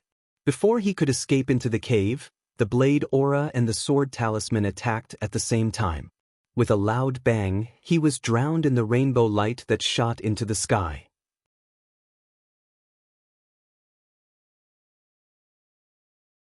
Chapter 11:14. In front of the boundary of the small world, Tao Zhenhong, Mi Xunan, and Li Xiaomi looked around cautiously. Just now, even though the attack hit the opponent, there was no clear air dissipating after a long time, which was enough to prove that the person was not dead. This was not surprising. For a Grotto Heaven cultivator like Wu Ruyang, as long as his Dharmakaya was not destroyed in one strike or his vitality was exhausted, he would not die immediately. After waiting for a long time, the person did not appear. Li Xiaomi tilted her head and said, "Could it be that this Daoren retreated into the small world?" Tao Zhenhong thought for a while and said, "It's not impossible." He shook his sleeve and let out a snow-white mouse with 2 whiskers. As soon as it landed on the ground, its nose twitched as it scurried away. Its eyes darted back and forth as it curiously sized up the surroundings. It was very jumpy. Tao Zhenhong urged it several times, but the mouse ignored him. He shook his head and took out another technique, pointing forward. The mouse's tail immediately exploded with thunder fire. It seemed to be startled, and with a jump, it ran into the small world. The three of them waited for about a moment, and with a flash of white light, the two whiskers ran out again. It returned to its master's feet, stood up, and squeaked, looking like it was asking for credit. Tao Zhenhong casually threw a bead and let the mouse gnaw on it. He looked up at Mi Xiaonan and Li Xiaomi and said, "This Daoren is not in the small world." Li Xiaomi said, "Since he is not here, and I don't see him running away, he probably escaped into his own grotto heaven." Tao Zhenhong agreed and said, "That should be the case." Li Xiaomi sighed and said, "It's a pity that we did not manage to do our best." Tao Zhenhong shook his head and said, "Don't worry, this Daoren does not have much time left, and with such a heavy injury he should not be able to compete with me, or else he would have come out to cause trouble." Li Xiaonan and Mi Xiumin nodded, thinking that he was right. Wu Ruyang undoubtedly wanted to kill the three of them before his lifespan ran out. If he had any strength left, he would have run out. But since there was no trace of him after waiting for a long time, then he should be at the end of his lifespan. After discussing for a while, the three of them decided not to return to the small world for the time being. Instead, he entered the Dragon Palace to recover his magic power. With this restriction, he was not afraid of enemies attacking. He would make arrangements after a few days. In the Donghua continent, the true masters of the various sects all withdrew their gazes. The result of this battle was somewhat unexpected. They had thought that this battle would be a fight to the death, and at the very least, one of them would be defeated and killed. However, he never expected that Wu Ruyang would take the initiative to retreat in the end. Even though Wu Ruyang seemed to have lost this battle, no one dared to look down on him. His life was clearly at its end and his spiritual power was declining, but he still beat Tao and Mi to the point where they could not fight back. No wonder he was an elder of a large sect. They could all tell that even if Li Xiaomi joined the battle later on, it was unlikely that she would be able to defeat the old Taoist, and he would be defeated in the end. However, he had lost in terms of strategy, not in terms of fighting. Inside Jinding Shentong's Huiyang cave, a stream of clear qi was moving slowly. After an unknown amount of time, it suddenly flashed and gathered. Wu Ruyang's body appeared. However, at this moment, his body seemed to be faintly discernible. It was as if a gust of wind could blow him away. At the last moment, when the blade and sword collided, he made a prompt decision and used most of his essence qi to defend. Using the extremely subtle changes in his technique, he escaped with his life. In the end, he was left with a sliver of essence qi and escaped back into the cave. However, at this moment, he was at most left with 20% essence qi. If he could just maintain it, he would be able to return to the East Sea. However, it was impossible for him to defeat the three of them together. The purpose of this trip was not achieved. Right now, without a physical body, it was difficult for him to defend against the external qi for a long time with just his Dharma body. Even in the cave, he could only last for a month at most. The only feasible way was to return to the sect and reincarnate. He sighed and said, "Fine. When I stabilize my Dharma body, I will return to the sect and leave this cave to the disciples of my clan. Then I will end my life." He sat cross-legged and decided to first stabilize his Dharma body so that he would have enough qi to open the door of the cave and return to the East Flower continent. However, even he didn't notice that at this moment, there was a bit of black qi lingering between his eyebrows. On the immersing light cliff of the Yuxiao school, Zhou Donghua, the hall master of the Kangzheng Hall, saw the outcome and was silent for a moment before saying, "Elder Wu was a little too careless this time. After all, the East Sea is close to the Qinsong school. Even if they used any methods, we wouldn't be able to stop them." Sitting beside him was the hall master of the Bai Hall, Zhou Liguang. He said, "Elder Wu also saw that his life was about to end, so he wanted to help the sect." Zhou Donghua said, "There is nothing to criticize about what Elder Wu did. Fortunately, the outcome is not decided yet. Previously, when he suppressed Tao and Mi, everyone in the world saw it. Even if he retreated in the end, it wouldn't be considered a defeat. Otherwise, the sect would definitely criticize him and think that he humiliated the reputation of the Yuxiao." Zhou Liguang bowed and said, "Don't worry, senior apprentice brother. Elder Wu has worked hard and made great contributions. No one can belittle him. I will go down later to take care of him. No one will come out to say anything. Zhou Dongguo nodded. He stroked his long beard and said, "In the end, Elder Wu escaped into the cave. I don't know how he is right now." Zhou Liguang said, "Then, do we need to gather all the Zenrins to check the longevity incense?" In the Yuxiao sect, most of the Zhou disciples had their life tablets enshrined in the Gongbei Hall. As for the Wu disciples, their life tablets were placed in the Zunyang Hall. If someone's life was in danger, the sect would know immediately. As for the Zhenren of the cave, they all lit the longevity incense on the altar in the Chenhuan Palace. Who died and who lived long would be known at a glance. However, on normal days, unless there was an official edict or the sect's Zhenren's approval, no one was allowed to check it without reason. Zhou Dongguo waved his hand and said, "No need. I have the edict from the Zhenren. Take it and check it. When you come back, just report to me."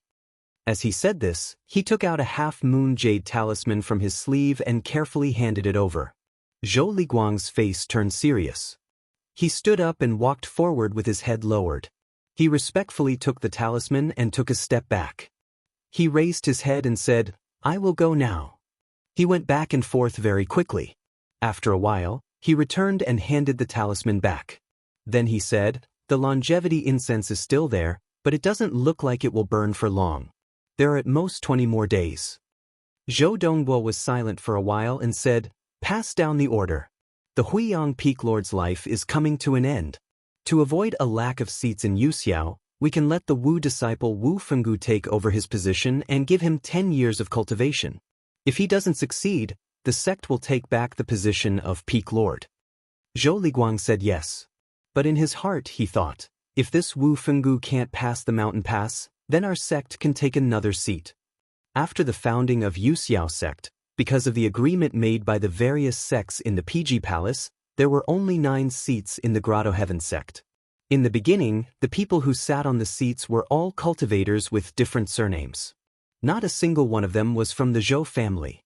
But after 10,000 years, the Zhou family occupied 6 of the seats. Other than the Wu family, the rest were all subordinates.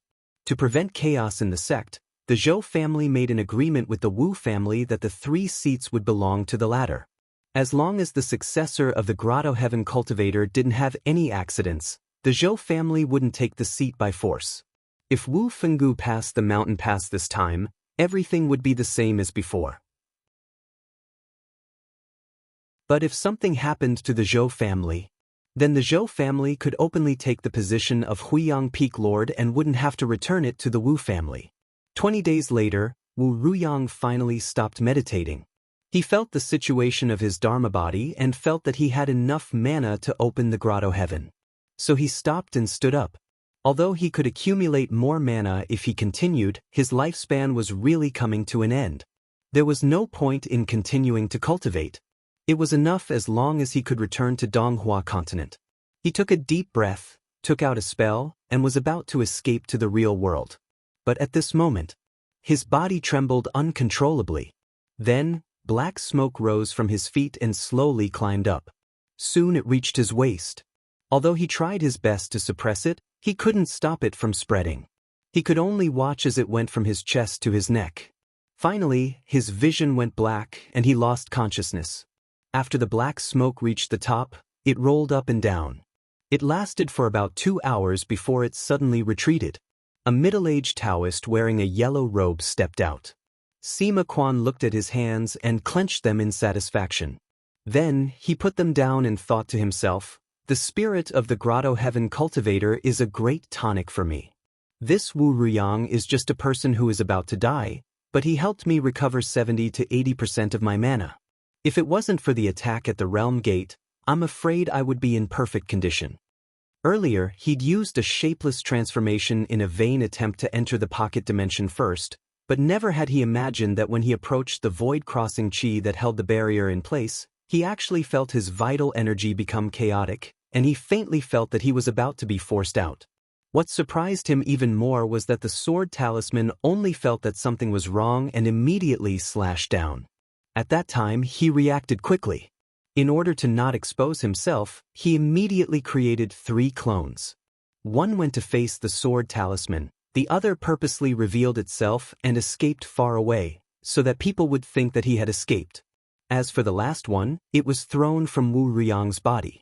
Taking advantage of the fact that Wu Riyang was busy fighting the enemy, it invaded his body and returned to the grotto heaven. However, he was afraid that an accident would happen, so he didn't immediately take over the body. Instead, he used the boiling method to slowly invade it. After a long battle, Wu Riyang suddenly returned to his own grotto heaven. He was completely relaxed. In addition, his mana was exhausted and his vitality was greatly weakened, so he didn't notice it at all. By the time Sima Quan made his move, he was already in a quagmire and couldn't turn the situation around. Not only was his spirit occupied, but the grotto heaven was also in the enemy's hands. Inside the dragon palace, Tao Jinren was recovering the mana he used in the battle. Suddenly, he felt a vibration in his sleeve. He checked with his spirit and found out that it was the psychic jade wall. He hurriedly waved his sleeve and let it out. As soon as the jade annulus was placed outside, the light on its surface rippled like water. After a while, Zhang Yan's figure appeared. He cupped his hands and said, "Dao friend Tao, I'm sorry to disturb you by visiting without notice." Tao Jinren stood up and returned the greeting. He said, "What are you talking about? Is there anything that spiritual master Zhang wants to tell me?" Zhang Yan said, "There is indeed one thing that I want to ask. What is the map that Tao Jinren used during the battle?" Tao Jinren was a little curious, but he didn't hide anything. He said, "This map is called the Southern Flower Source Map of Walking Beasts. I got it from my teacher." Zhang Yan nodded his head and said, "So this is the Walking Beasts map." He had never heard of this map before. However, because he might have to face all the sects in the world during the human tribulation, he had been paying attention to the treasures and techniques of all the sections.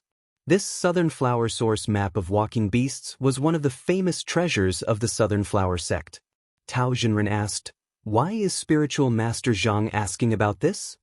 If someone else had asked, he might have thought that Zhang Yan had covetous intentions, but the Dark Azure sect was a profound sect that had existed for tens of thousands of years, and there were many precious treasures in the sect.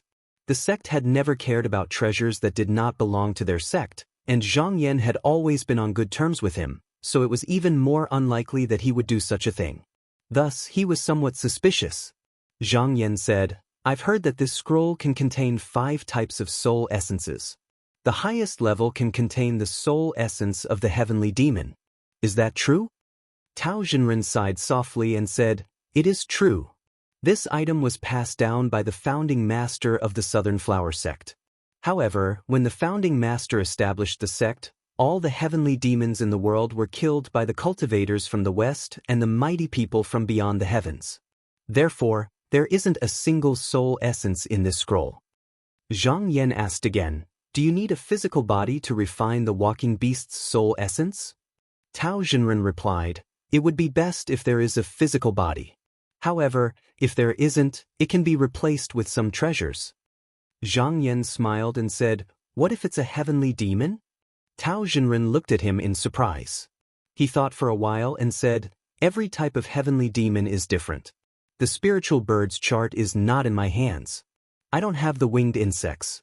However, if it's a scaled feather, I can give it a try." At this point, he looked over and said in surprise, "Spiritual Master Zhang, other than Guiyuan Jun, are there other heavenly demons in this world?" Years ago, he and Zhang Yan worked together to set up a formation to deal with Guiyuan Jun. Unfortunately, this Jasper heavenly centipede was a flying insect and not a walking beast. Even if he obtained it, it would be useless. Otherwise, he would have tried to exchange the treasures of his sect with Zhang Yan. Zhang Yan smiled and nodded. "There is still one heavenly demon that is not dead. It is a green-scaled centipede dragon. It is the son of dragon monarch Jiwon. It is a scaled feather." Tao Jinren's eyes brightened. He took a step forward and said, "Does spiritual master know where this dragon's son is now?" Zhang Yan smiled. "This centipede dragon is currently in Donglai continent. However, it has some tricks up its sleeves. It can plant essence in living beings in this world. It is also very cunning and good at hiding, so it is hard to kill. It will take a lot of effort to find it. Tao Jinren thought for a while and asked, "Does Spiritual Master have anything left behind from this demon? Scales, teeth, beard, and hair are all fine." Zhang Yan took out a glass bottle from his sleeve and said, "I have a drop of centipede dragon's blood essence here. I wonder if fellow cultivator can use this to find this demon dragon?" Tao Jinren's expression showed some surprise. However, he quickly calmed down and replied seriously, "With this drop of blood essence, I will definitely find it."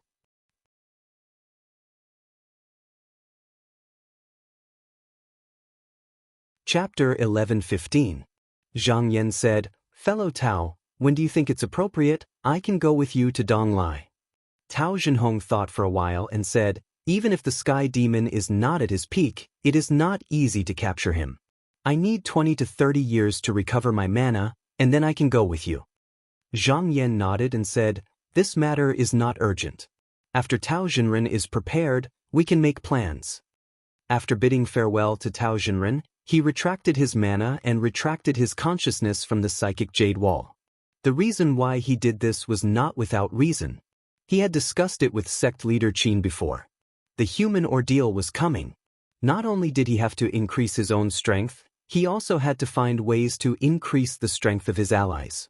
For sects like Anatta Temple and Pingdu sect, they were one of the top 10 mystical sections. They had their own way of doing things. They just had to follow the prescribed order, and outsiders could not interfere. However, people like Tao Jinhong and Li Xiaomi were different. Even though they were the founders of sects, they had not been established for long and their foundation was shallow. Before the next generation of disciples rose up, they were actually a burden. Just like the Jade Tomb Patriarch, because of the restraints of the sect, it was almost impossible for him to ascend. He was able to succeed in the end because of the contest between the two sections. In some cases, it was also out of helplessness. Tao Jinren and Zhang Yan had a good friendship and owed him a favor. Now, under the instruction of Qinsong School, he had fought with Yu Xiao several times. He was the most trustworthy cultivator of the Grotto Heaven outside the sect. If such a person were to encounter a battle, he would definitely be of help to Qinsong School and was worth supporting. In the Huiyang Grotto Heaven, Sima Quan sat with his eyes closed. After taking over Wu Ruyang's spirit, he had obtained some unimportant fragments of consciousness. If he did not sort them out, it would easily affect his future cultivation. About 5 days later, he stopped meditating and turned into a cold wind. He flew towards a corner of the Grotto Heaven and landed on an inconspicuous mountain peak. There was an exquisitely renovated hut here. After taking a look inside, he came out holding an exquisitely carved talisman in his hand. This was refined by Wu Ruyang. If one wasn't the master of the heavenly grotto, they could only take this item. Only then could they enter and exit the Grotto Heaven. This was originally left behind by this old Taoist for his own disciples. If Sima Quan did not obtain it, then it would be difficult for him to return after he left. However, there was not much excitement in his eyes. Even though he had occupied this place, he still felt that it was of little value. This place was created by the mysterious Gate Paradise, and it was filled with pure spiritual energy. It would be best for him to cultivate in a place that was filled with yin energy. It was not that this world could not be changed. However, if he did that, it would consume too much spiritual energy. It was done. He also needed to maintain it from time to time. Rather than that, he might as well refine more 6 yin demon insects. Furthermore, it took a lot of energy to maintain the Grotto Heaven, and he was not willing to put in too much effort here. He raised his hand and made a hand seal, activating his technique. He sensed the clone in the continent and was about to escape from within. However, after a few breaths, he stopped and laughed coldly. "I forgot about all of you." Wu Ruyang came to fight this time, bringing along energy gazing, sinking, and space crossing. When he fought against Tao Jinhong and the others, he had the upper hand, which was why he didn't use these 3 true treasures in the end. Before this, when Wu Ruyang's soul was taken over, these 3 treasures were together with 7 to 8 artifacts. Under the suppression of Sima Quan's spiritual energy, they didn't move at all. Because it was too smooth, he nearly tossed them to the back of his head. At this moment he thought about it. After all, these were 3 true treasures. How could they be subdued by such a small technique? He was pretending to be obedient, but in reality he was waiting for a chance in the dark. Once he went out now, these true treasures would follow him. These true treasures would definitely escape with him. Then, the truth that Wu Riyang was killed by him would definitely be revealed. The Yuxiao school would definitely use all sorts of methods to hunt him down. This was obviously something that could be avoided, so naturally, he didn't want to cause any more trouble. As soon as he said that, 3 rays of light flashed and flew out from his body. They were about to escape into the distance. How could he allow them to escape? He waved his sleeves and black smoke rose up from all directions, wrapping around them. Looking at the 3 rings struggling nonstop, he laughed coldly and reached out to grab them one by one. He said coldly, "You better behave yourselves. Otherwise, it wouldn't be difficult for me to use demonic poison to taint your precious fetus." When the 3 rings heard this, they indeed quietened down and stopped moving. Sima Quan knew that these Xianmen treasures wouldn't help this demon of his, so he didn't expect them to. As long as they didn't cause trouble, he could allow them to live. However, if they wanted to leave, they could forget about it. After sealing them, he took out his spell again. After a long time, his figure suddenly disappeared. When he reappeared, there was a vast ocean in front of him. From afar, a black shadow flew over quickly. It was the clone that came over. He allowed it to land behind his own body. He looked around and realized that this time, he landed on the West Sea. He thought to himself, "Why don't I place the gate to the grotto heaven here? I won't absorb the spiritual vigor." Even if the Yuxiao school found out, they would only be able to sense the general direction, but not the exact location. But this grotto heaven has no one to support it, so it can only exist for a few hundred years. Rather than letting it go to waste, I can summon some of my favorite disciples to cultivate inside. After thinking about it, he simply sat down and cultivated for a month. He placed the gate here. The border gate opened and closed, and not much spiritual vigor leaked out. After looking at it with satisfaction, he swept up a gust of chilly wind and quickly returned to the southwest underground. Once he was in the palace cauldron, he ordered, "Go and summon Fang Xin," and it wasn't long before Fang Xinan arrived before him. After experiencing the changes in his sect and cultivating in the outside world for so many years, his disposition was much more composed than before, and he knelt down according to etiquette and said, "Disciple greets master." Sima Quan saw that his cultivation had improved a lot compared to the last time. With this comparison, none of the disciples he took in could compare to him. He felt that his choice was not wrong, so he said, "What you cultivate is Xuanmen's martial arts. In my spiritual cave, there is a lot of turbid air. Although you can cultivate, after a long time, it will be hard to avoid the Yin demon's corrosion, which is very disadvantageous to you." Fang Xin and hurriedly said, "Disciple is an abandoned disciple of Nanhua. To be taken in by teacher is already a blessing. How can I ask for anything else?" Sima Quan said, "Don't be afraid, I'm not here to test you. This time, I obtained a Xianmen grotto heaven and can send you in to cultivate. So I'm here to ask you, are you willing to go?" Fang Xin and heard that Sima Quan was actually willing to send him to a grotto heaven to cultivate. He was instantly overjoyed and repeatedly kowtowed to thank him. Sima Quan chuckled and said, "Don't thank me first. I want to make things clear to you. I took this paradise from the Jade Heaven sect, and for that, I even took the life of a heavenly abode master. That place could be discovered by this person at any time. Now that you know all this, do you still dare to go?" Fang Xin's heart trembled. He then gritted his teeth and said, "Disciple is willing." His talent was not bad, but after leaving the sect, the only thing he lacked was a grotto heaven to cultivate. Therefore, his cultivation was actually a burden. Thinking of those who were far less talented than him, one by one, would surpass him in the future, he could not bear it. Even if there were many dangers this time, he was not willing to give up.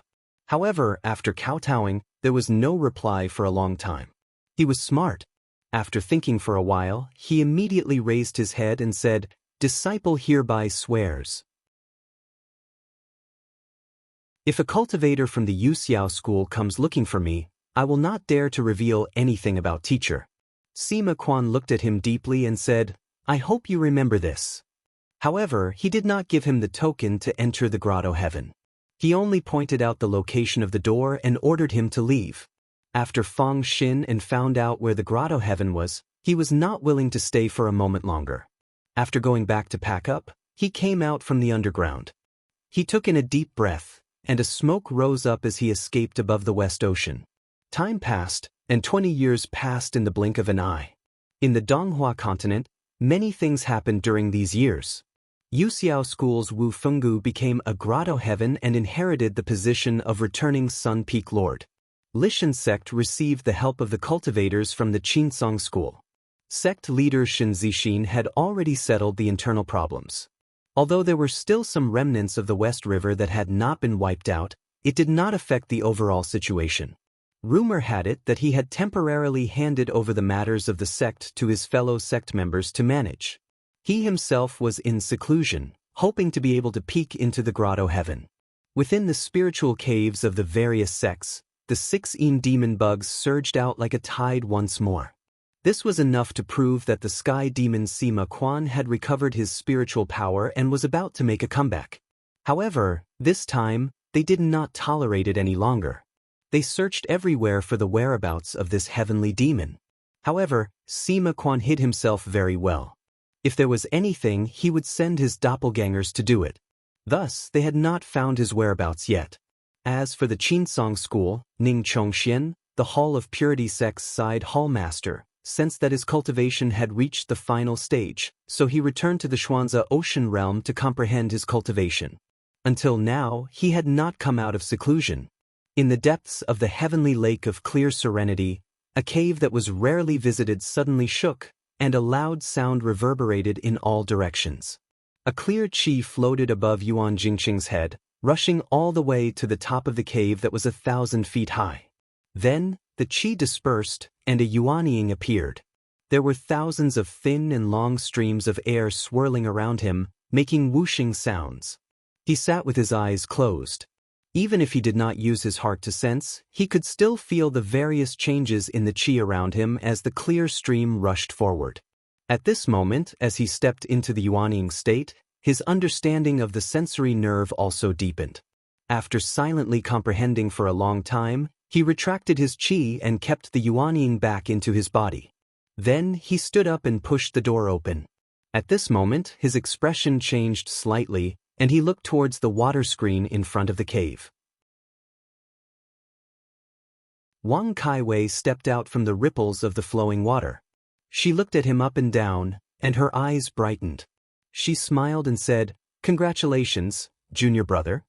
Yuan Zhangqing cupped his hands and said, "I was lucky to succeed, but compared to senior brothers and sisters, I'm still lacking in training."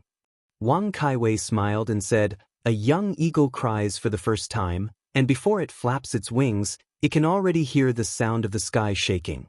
Junior brother, you don't have to be humble. With your aptitude, if you cultivate the 5 techniques of the sect, you might even achieve yuanying earlier. In terms of aptitude, other than eldest senior sister and 6th junior brother, I'm afraid no one can be compared to you." Yuan Zhangqing shook his head and said, "In the Taoist book that my teacher gave me, there was a saying, even if you climb up a high mountain, when you look up, it's still a mountain. I often use it as a warning." Wang Kaiwei unconsciously nodded and said, "This junior brother is able to maintain his original heart, not be disturbed by external things, not be moved by sorrow or joy, but he is a seed of cultivation." At this moment, Yuan Zhangqing cupped his hands and said, "Senior sister, when I first came here, because I felt that my cultivation was too low, I did not have the face to meet my teacher. Now that I have achieved yuanying, I want to pay my respects. How do I get to the floating heavenly palace?"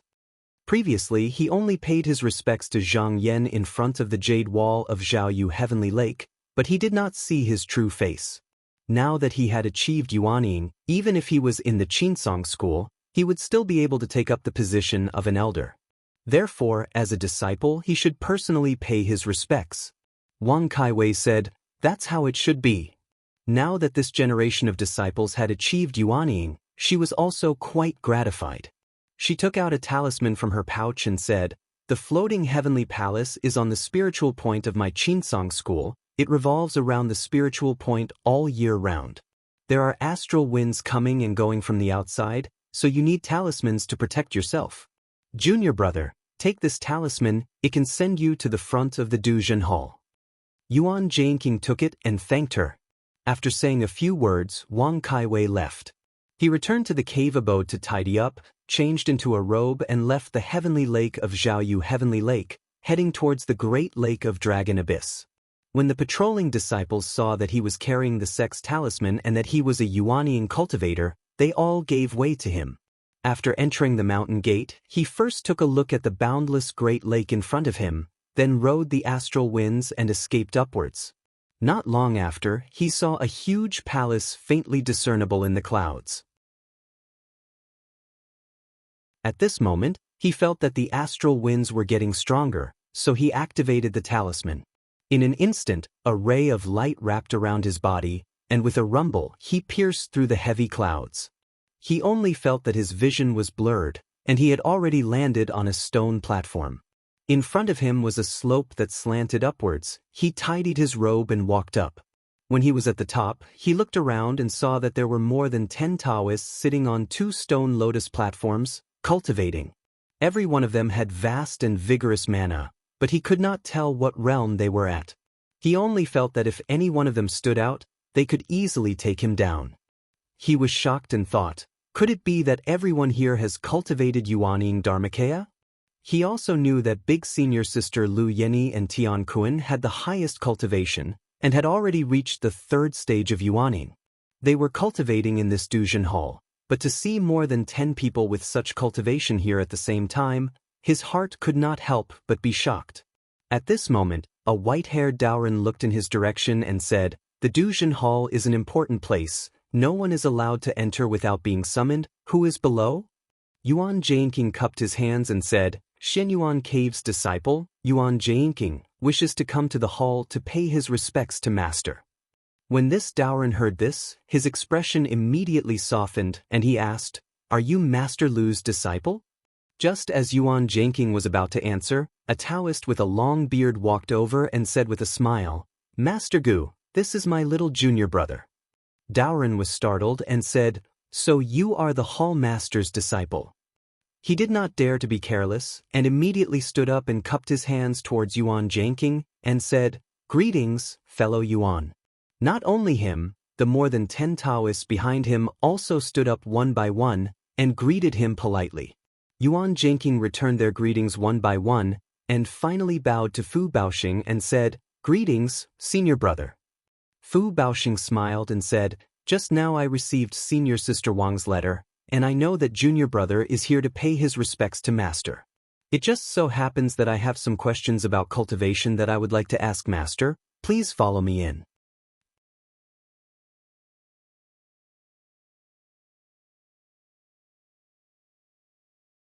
Chapter 11:16. After Fu Baoxing greeted the elders outside the hall, he led Yuan Jianqing into the main hall. After walking to the back of the hall, the two of them walked up a stone staircase. After passing through a barrier of spiritual light, they entered the Xuanze ocean boundary. Yuan Jianqing found himself standing at the edge of a cliff. As far as his eyes could see, all he could see was the surging seawater. Further away, there were 3 large mountains suspended in the air, half hidden by the clouds. Fu Baoxing pointed to the front and said, "Junior brother, this is the place where Master cultivates." It was Yuan Jianqing's first time entering a small world. He couldn't help but look around and felt that his horizons were broadened. He couldn't help but breathe in and out. He felt that the spiritual vigor here was much stronger than the clear nether heavenly lake. Fu Baoxing smiled. It was the same for him when he first came here. Every time he came here to ask Zhang Yan for advice, he would benefit a lot. He said, "Junior brother, if you can reach the middle of the 3rd stage, you can be like eldest senior sister and second senior brother and stay here to cultivate." At this time, Yuan Jianqing suddenly felt that there was a spiritual vigor brewing on the mountain peak. It was as if the mighty force could set off monstrous waves at any time. It made one's heart palpitate. He pointed and asked, "Senior brother, I wonder where is that? Why is their spiritual vigor surging?" Fu Baoxing turned his head to look and said, "The Duzhen Hall has a total of 3 halls. Other than Master who is in charge of the main hall, there are also the left and right hall masters. The one you are talking about is the side hall master Zhenrening. Rumor has it that this Zhenren is the next person in our Qinsong school to achieve the position of heavenly abode."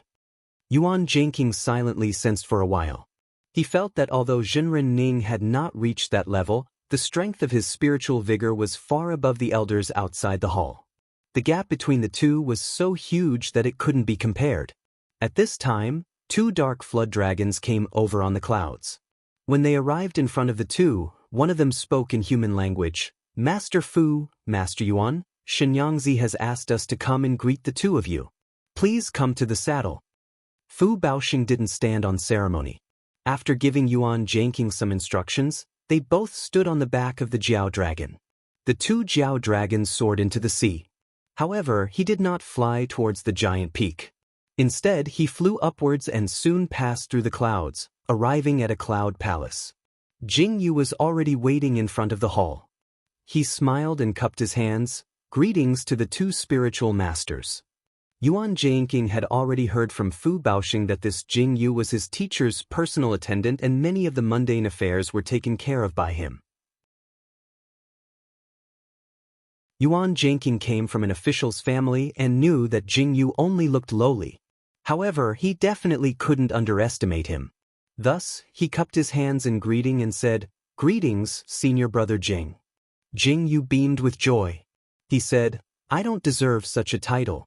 Master is in the hall. The 2 spiritual masters can come in and greet him." Fu Baoxing and Yuan Zhangqing thanked him. They straightened their robes and walked inside. When they arrived at the main hall, they saw a dignified Taoist in black robes sitting on a jade platform. Above him, Xian Qi was surging. Like the surging waves of the sea, there was a faint 5-colored light rotating inside. Fu Baoxing stepped forward and bowed, saying, "Disciple greets Master." Yuan Zhangqing had been in Donghua continent for almost 200 years. This was the first time he saw Zhang Yan's true appearance. He was excited. Fortunately, he had Fu Baoxing's advice. He knew that he shouldn't look too much, so he lowered his head as soon as he came up. When he reached the stairs, he kowtowed respectfully and said, "Disciple Yuan Zhangqing greets Master." Zhang Yan raised his hand slightly and said, "Both of you may rise." After the 2 thanked him for his teacher's kindness, they kowtowed again and stood up. Zhang Yan's gaze moved to Yuan Zhangqing. After looking for a while, he said, "Jing Qing, you have cultivated for 200 years. To be able to cultivate to the middle Yuaning realm with just half of the scripture is really not easy."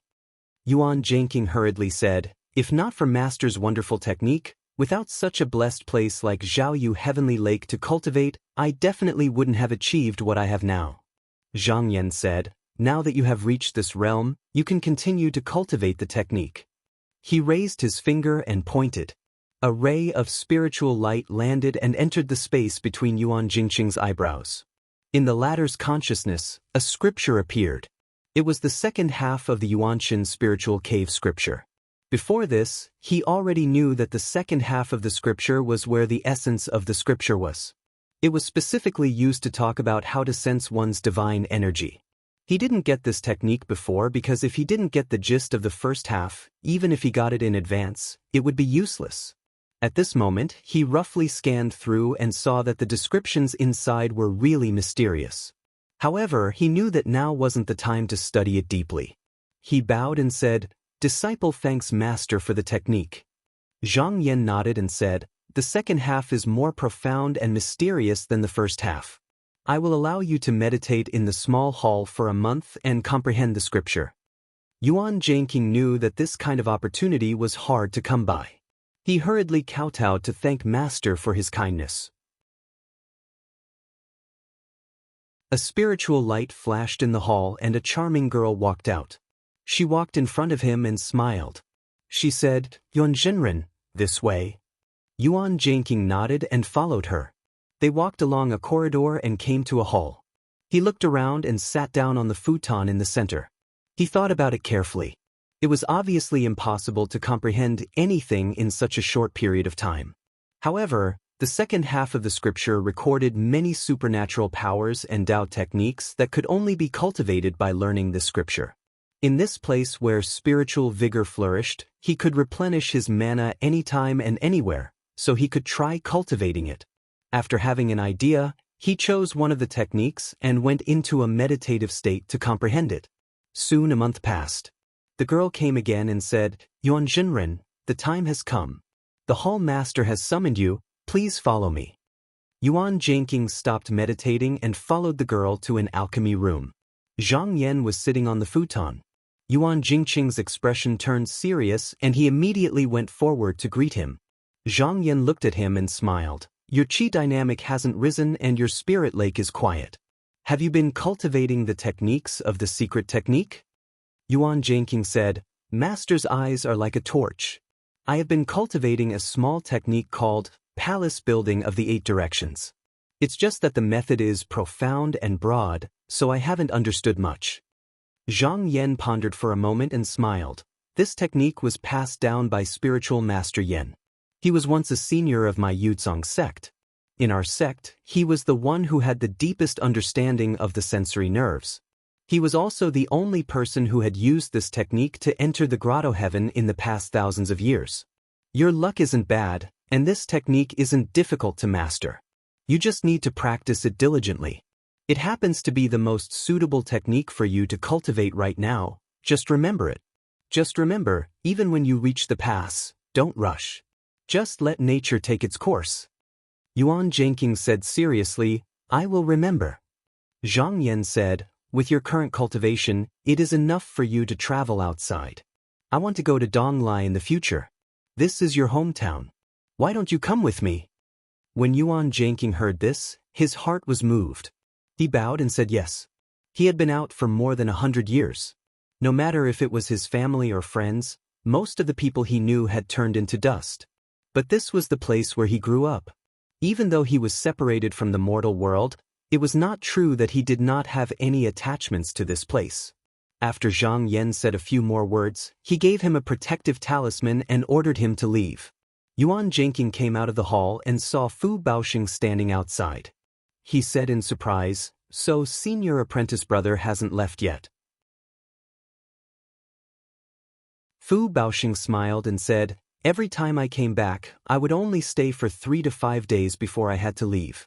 This time, I borrowed junior apprentice brother's light and was able to cultivate here for almost a month. I have to thank junior apprentice brother." As the two of them spoke, the formation spirit in the hall also walked out.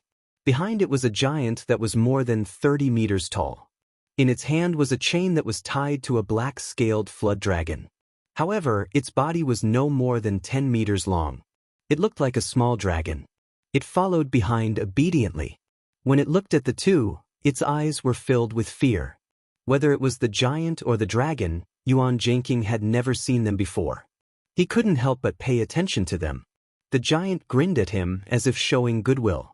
The spirit of the formation said, "Jinren Yuan. Old master knows that you don't have any talisman on you. You don't have anything to fly with. So he gave you this small dragon to use as your leg strength." Even though Yuan Jinking had always hated demons, he didn't mind if he could use it. Back in Donglai continent, there were many demons who worked for the imperial court.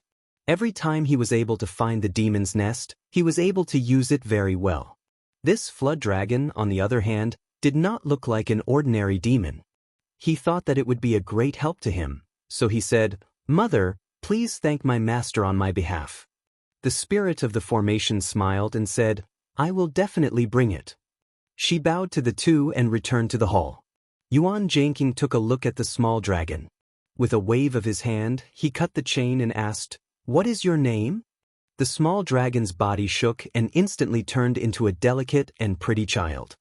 He bowed and said, "This lowly one is called Gongyi. Greetings, old master." Yuan Jinking said, "Since you call me old master, then you need to change your name. When I was young, I made up my mind to sweep away demons and bring peace to the world. From now on, I will call you Yuan Ping." The child couldn't help but shiver. He hurriedly said, Thank you, old master, for giving me a name. Yuan Jianqing shook his sleeve. Yuan Ping understood and shook his body. He turned into a black light and flew in. Fu Baoxing said, Junior Marshal Brother is lucky. This inky dragon is violent and untamed. It is not easy to make it obedient. However, the young dragon is different. Don't think that it is small, it is as ignorant as a child. It will do whatever you say. As long as you treat it well, it will be of great use in the future. Yuan Jianqing said, May I ask, Senior Marshal Brother, how should I raise this dragon? Fu Baoxing smiled and said, You are asking the wrong person. I don't know either.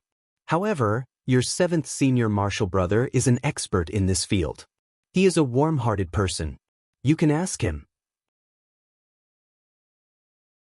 Yuan Jianqing nodded and asked again, I heard that big Senior Marshal Sister and 2nd Senior Marshal Brother are also cultivating here. I wonder if I can pay them a visit? Fu Baoxing shook his head and said, Big Senior Marshal Sister and 2nd Senior Marshal Brother have been in seclusion for a long time. I don't know where they are. Since Master didn't mention it, I don't think he wants us to disturb them. Yuan Jianqing heard this and didn't ask any more. He left the small world with Fu Baoxing. After saying goodbye, they left the floating celestial palace and went straight back to the heavenly lake of Zhaoyu. Because he saw many people whose cultivation far surpassed his own, he felt that his current cultivation was more than enough, but still not enough. So once he returned to his cave, he went into seclusion to cultivate. After a whole year, Zhang Yan sent someone to summon him. He knew that it was time to go to Donglai. Just now, he tidied up his clothes and came out of seclusion. He stepped into the formation door and went out of the cave. Then he rode the wind and flew upwards. When he reached the top of the sky, he looked around and saw auspicious light and auspicious clouds covering the sky. A dragon carriage stopped on the wall of the sky. In front of it were 16 ink-black dragons pulling it. Behind it was a 9-story pagoda. Zhang Yan sat on the top of the pagoda while Jing Yu stood at the side. He hurriedly went forward to greet him. Zhang Yan, get on the carriage. Yuan Jianqing said yes and got on the carriage. Zhang Yan raised his sleeve, and the 16 dragons roared in unison. They soared into clouds and pulled the pagoda, flying eastward. Only half a day later, the dragon carriage arrived above the East Sea. In the distance, there was green smoke and colorful fog that spread out for thousands of miles. On the rainbow light, there was a blue Luan flying carriage with a young Taoist sitting on it. It was the sect leader of Clear Feather Sect, Tao Zhenhong. When he saw Zhang Yan's carriage arrive, he stood up to welcome him. The dragon carriage stopped in front of him. Zhang Yan walked to the railing of the pagoda and greeted him. After some small talk, the two of them returned to their respective carriages. Not long after, they headed into the depths of the sea together. Traveling on a carriage, although it was not as fast as the two of them traveling on their own, the advantage was that they did not need to exhaust their own transcendence energy. Moreover, the two of them did not have urgent matters to attend to, so they traveled at a moderate pace. After 3 months, they arrived at the outskirts of the East Arrival Continent. Zhang Yan called Yuan Jianqing over and said, Tao Zhenren and I still have matters to attend to. You have been away from your homeland for a long time, why don't you go back first? Once we are done, we will naturally summon you back.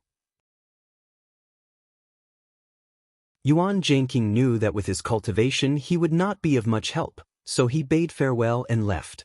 After identifying the direction of his home, he rode the strong winds and headed towards the center of the continent. After flying for an hour, he saw a city by the coast. However, it was completely empty and his heart sank. He knew that his master had come here to subdue a heavenly demon. It could be said that it was the source of the demon calamity in the East Lai continent. He thought to himself, according to Master, this demon only needs 200 years to recover some of its vitality. Could it be that it has already come out to cause trouble? After silently sensing for a while, he sensed that there was still someone in the deep mountains nearby. He immediately turned into a conveyance light and flew over. When he saw that there was a Shangda Taoist temple here, he immediately descended and asked outside the door, "Which fellow Taoist is here?" After calling out twice, a skinny Taoist came out. His eyes were filled with vigilance as he asked, "Who are you, sir?" Yuan Zhangqing said, "I am Yuan Zhangqing, a disciple of Shangda's celestial master. Due to some reason, I have been out at sea for more than 100 years. Now that I have returned, I see that the city below is empty and there is no trace of anyone. I do not know what has happened, so I have come to inquire." When the skinny Taoist heard this, he immediately believed him because there had never been anyone in the continent who dared to use the name of Shangda's celestial master. He bowed and said, "So it is the esteemed Grandmaster of Shangda. This lowly Taoist Fae is the guardian of this temple. The matter at the foot of the mountain is because there is a strange fish in the sea that often comes to the land to devour humans and livestock. Because the king of Zhenhai is concerned about the population, he ordered the entire city to be relocated elsewhere." Yuan Zhangqing was astonished and asked, "The king of Zhenhai?" He was very puzzled. The Li dynasty had never had such a king title. It sounded like those bandits who did not understand etiquette had come up with it. Taoist Yi smiled bitterly and said, "I'm afraid that Celestial Master does not know. 100 years ago, all the demons and devils in the continent had been pacified. However, although the demon calamity was pacified, human calamity arose again. The Ping Kong Emperor had a violent internal court collapse and died without an heir. More than 10 feudal vassals raised their troops to fight for the throne, but after fighting for more than 100 years, there was still no result. Instead, it provoked the local tyrants to rise up and occupy the mountains and cities. This is how the king of Zhenhai came about."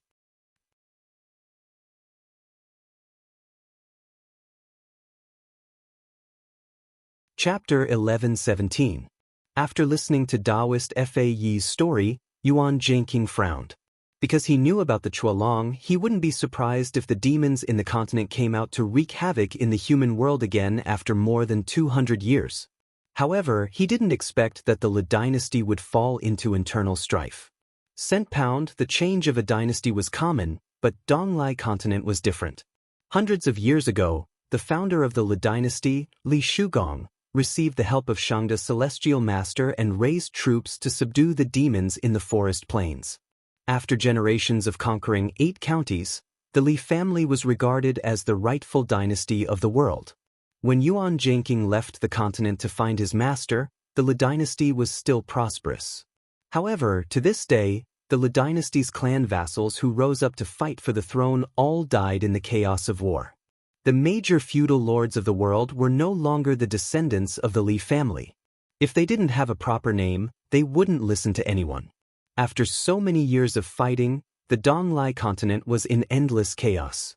Businesses withered and 9 out of 10 houses were empty. He remembered that when he was still alive, the entire Donglai continent had 4 million households and more than 20 million people. Now, less than 50% of the original people were left. At this moment, it seemed that the war was far from over, and the unification of the world was still far away. If the war continued and the demons came back, what could the people of the world use to resist? The consequences would be unimaginable. After thinking about it, his expression froze. He said, "Shangda Temple actually doesn't care about such matters?" Taoist Fa sighed. Back then, the Grand Temple Master said that Shangda Temple made an agreement with the Li family. Now that it's not the Li family's world, it's a battle between feudal lords and not a demon invasion, so he ordered the disciples of the temple not to get involved in the affairs of the mortal world. Now, other than a few people serving the various feudal lords, most people are like small Taoists hiding in the mountains to cultivate.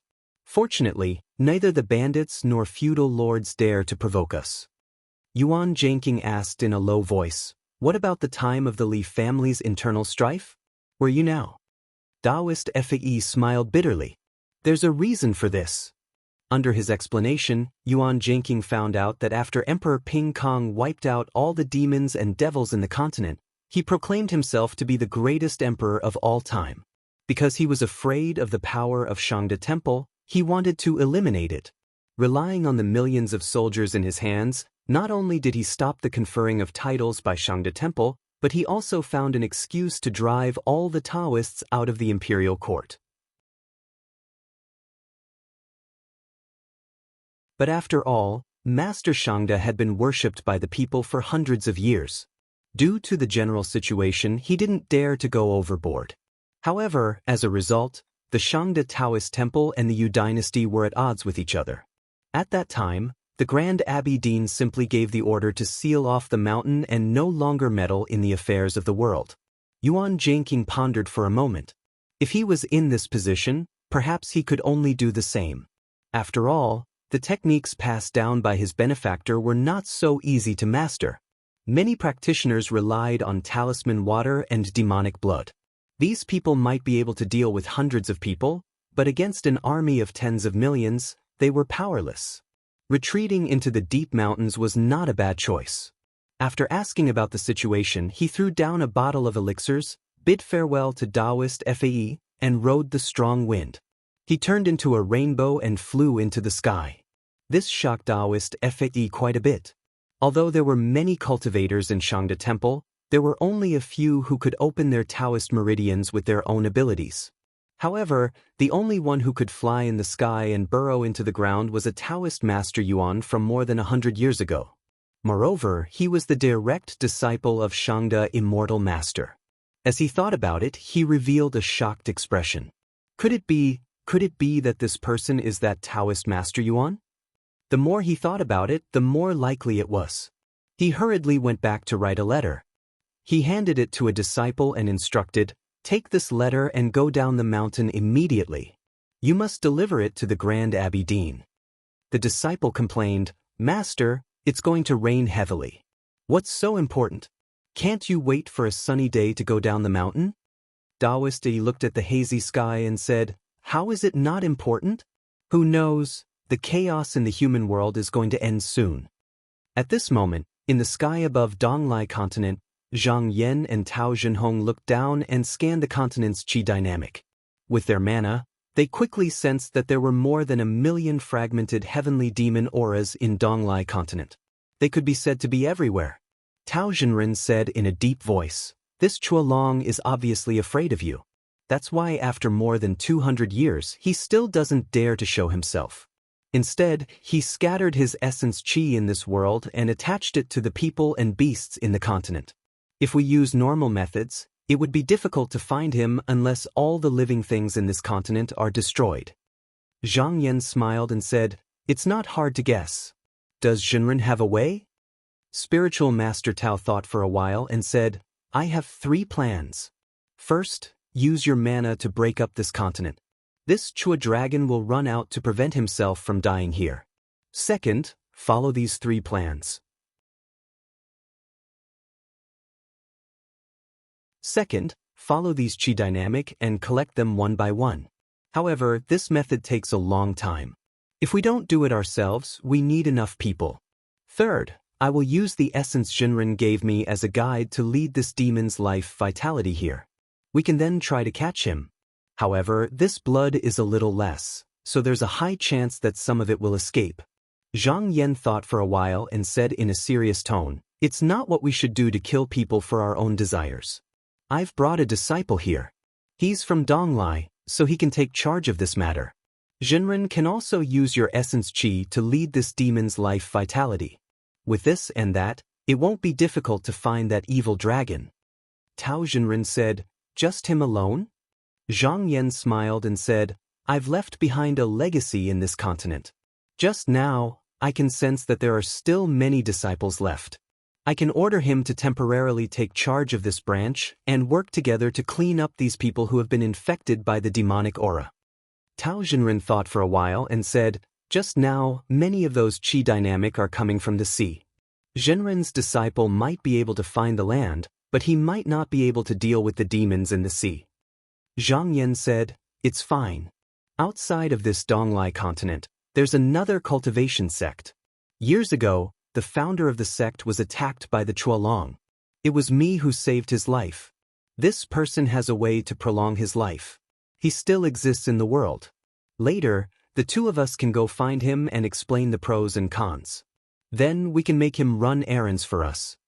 Tao Zhenren nodded and said, "That's feasible." Yuan Zhangqing rode on the conveyance light and sped towards the continent. Suddenly he saw a boundary on the horizon that was filled with ferocious might and murderous aura. He used to be a Taoist master that followed the army, so with one look, he could tell that there would definitely be soldiers fighting there. With a change of thought, he flew into the air.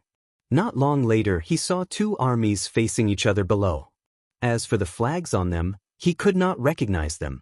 The army on the east side had 10,000 men. However, other than a few who wore armor and held sharp blades in their hands, most of them were sallow and emaciated. They held hoes, forks, and even wooden sticks in their hands. It was obvious that they were farmers who had been coerced here. On the other side, the army was slightly more organized. There were only 3,000 men. At the side, there was a troop of 600 horses. Although most of them were only wearing leather armor, they were considered well-equipped. Not long later, the drums and flags were waved.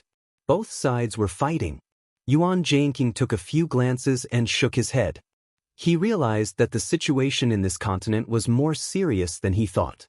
How powerful was the army of the Yu dynasty in the past?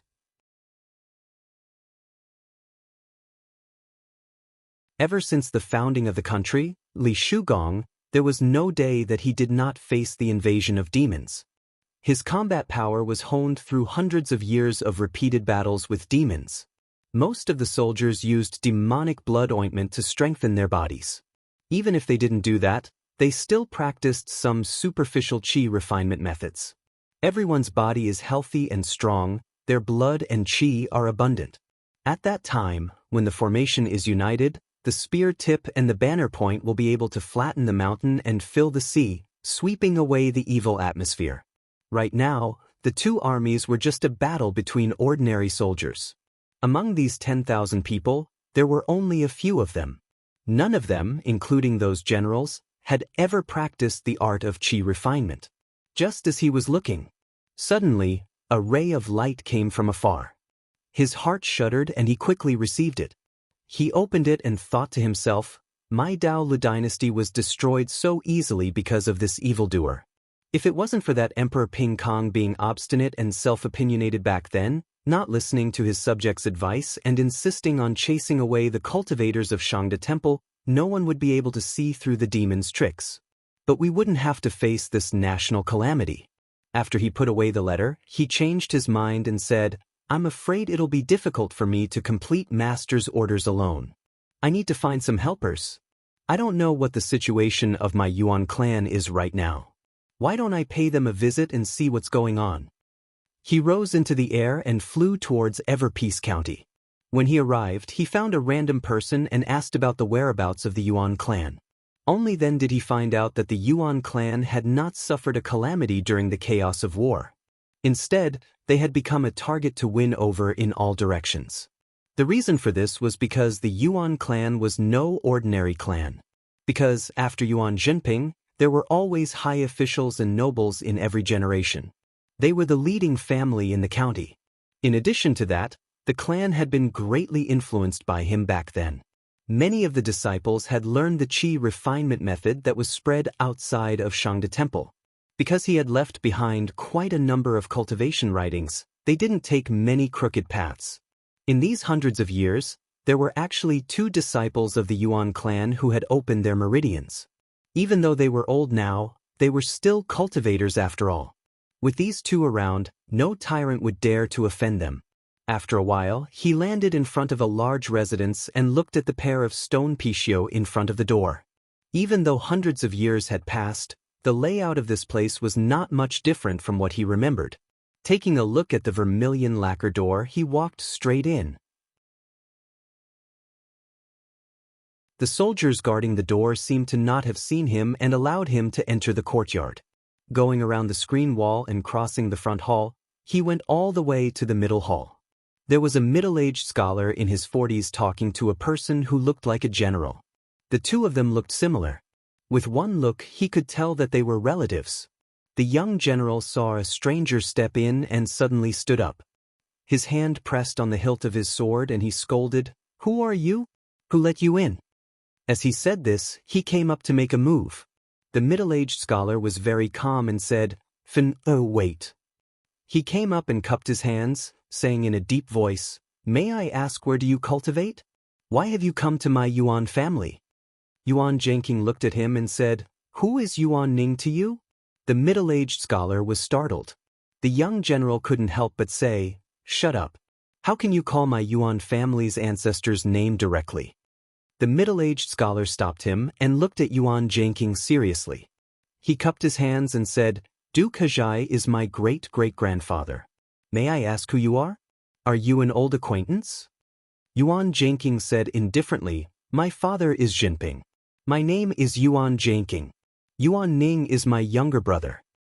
What? The middle-aged scholar was shocked. He looked up and down and said with a trembling voice, Is this Duke Chengxian? Yuan Jingqing pondered for a moment. Yu Chao had conferred him the title of demon-pacifying Taoist master, and the Taoist name on the imperial family register was Chengxian, which he still kept. He also had half a piece of jade from his family, so he took them out from his sleeve and handed them over, saying, Take a look. The middle-aged scholar hurried to take a look. These two items couldn't be faked, especially the clan jade. Those who didn't know would never know that this was an important proof of the clan. However, out of cautiousness, he still took out a jade pendant from his body, matching the two together, the gap between the teeth tight. He no longer had any suspicions, hurriedly pulling that young general, kneeling down and saying, Junior disciple Yuan Zhongqiu greets Duke Xuanji. Yuan Zhangqing looked at the two people who were in fear and said, Stand up and talk. Only then did Yuan Zhongqiu stand up with his hands on his knees. He then respectfully invited Yuan Zhangqing to take the seat of honor. He stood at the side. His eyes were full of fascination. He said, In the early years, I heard from my grandfather that after Duke Chengxian succeeded, you went out to sea to seek Tao. Who would have thought that 100 years have passed in a flash? Duke Chengxian still looks young and enviable.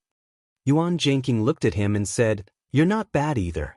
You're over 50 years old and still look like this. You must have practiced the technique I left behind.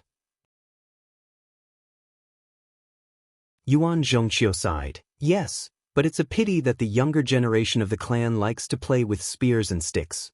There aren't many who are willing to settle down and practice. After Yuan Zhangqing asked a few questions, he had a rough idea of the clan's situation. At this moment, he changed the topic and asked, Are there any members of the Li imperial clan left in this world? Yuan Zhongqiu was startled, and he seemed to have come to a realization. Excitement appeared on his face. He was very clear that the Li imperial clan was supported by Shangda's celestial master back then. Now that this person came back and asked about the whereabouts of their descendants, his intentions were self-evident. He took a look outside and said in a low voice, Duke Chengxian, why don't we go to the secret room to talk in detail? Yuan Zhangqing raised his hand, and the entire hall trembled. Spiritual light spread out in all directions and flickered non-stop. It seemed like the inside and outside had been isolated. He put down his hand and said, With me here, no one can hear our conversation. Yuan Zhongqiu looked at the spiritual light and revealed a look of admiration. He said, Reporting to Duke Chengxian, my clan has taken in a person who is a descendant of Emperor Ping Kong. However, he doesn't know his identity and only thinks he is a disciple of my Yuan clan. Yuan Zhangqing asked again, How many clan soldiers are available in the clan? Yuan Zhongqiu glanced at the young general beside him and said, You speak and let Duke Chengxian know. Yes. The young general stood out and cupped his fists. He said loudly, Reporting to Duke Chengxian, my Yuan clan has 3,000 disciples and soldiers, and another 6,000 strong clan soldiers and 800 good horses. There are also more than 50 families of all sizes that have attached themselves to my clan. If we have the rations, armor, and soldiers, we can gather 30,000 men and horses. Yuan Zhangqing nodded and said, If I want you to mobilize your troops, how long will it take? Yuan Zhongqiu's heart trembled, and he took a deep breath to suppress his excitement. He thought carefully and said to himself, We have rations, armor, and soldiers. It's just that we're lacking in medicinal ingredients, but it's not a big deal. If it's in Chongping County, as long as we raise the banner of my Yuan clan, everything will be settled in an instant. Yuan Zhangqing agreed and stood up. He said, There's no need for all of you to have any misgivings. This time, I'm acting on my master's orders to pacify the chaos in the continent. In a moment, I'll make a trip to Mount Qinghe and order the disciples of Shangde Temple to come out and help. You should first occupy this county. When I return, we'll discuss the next step.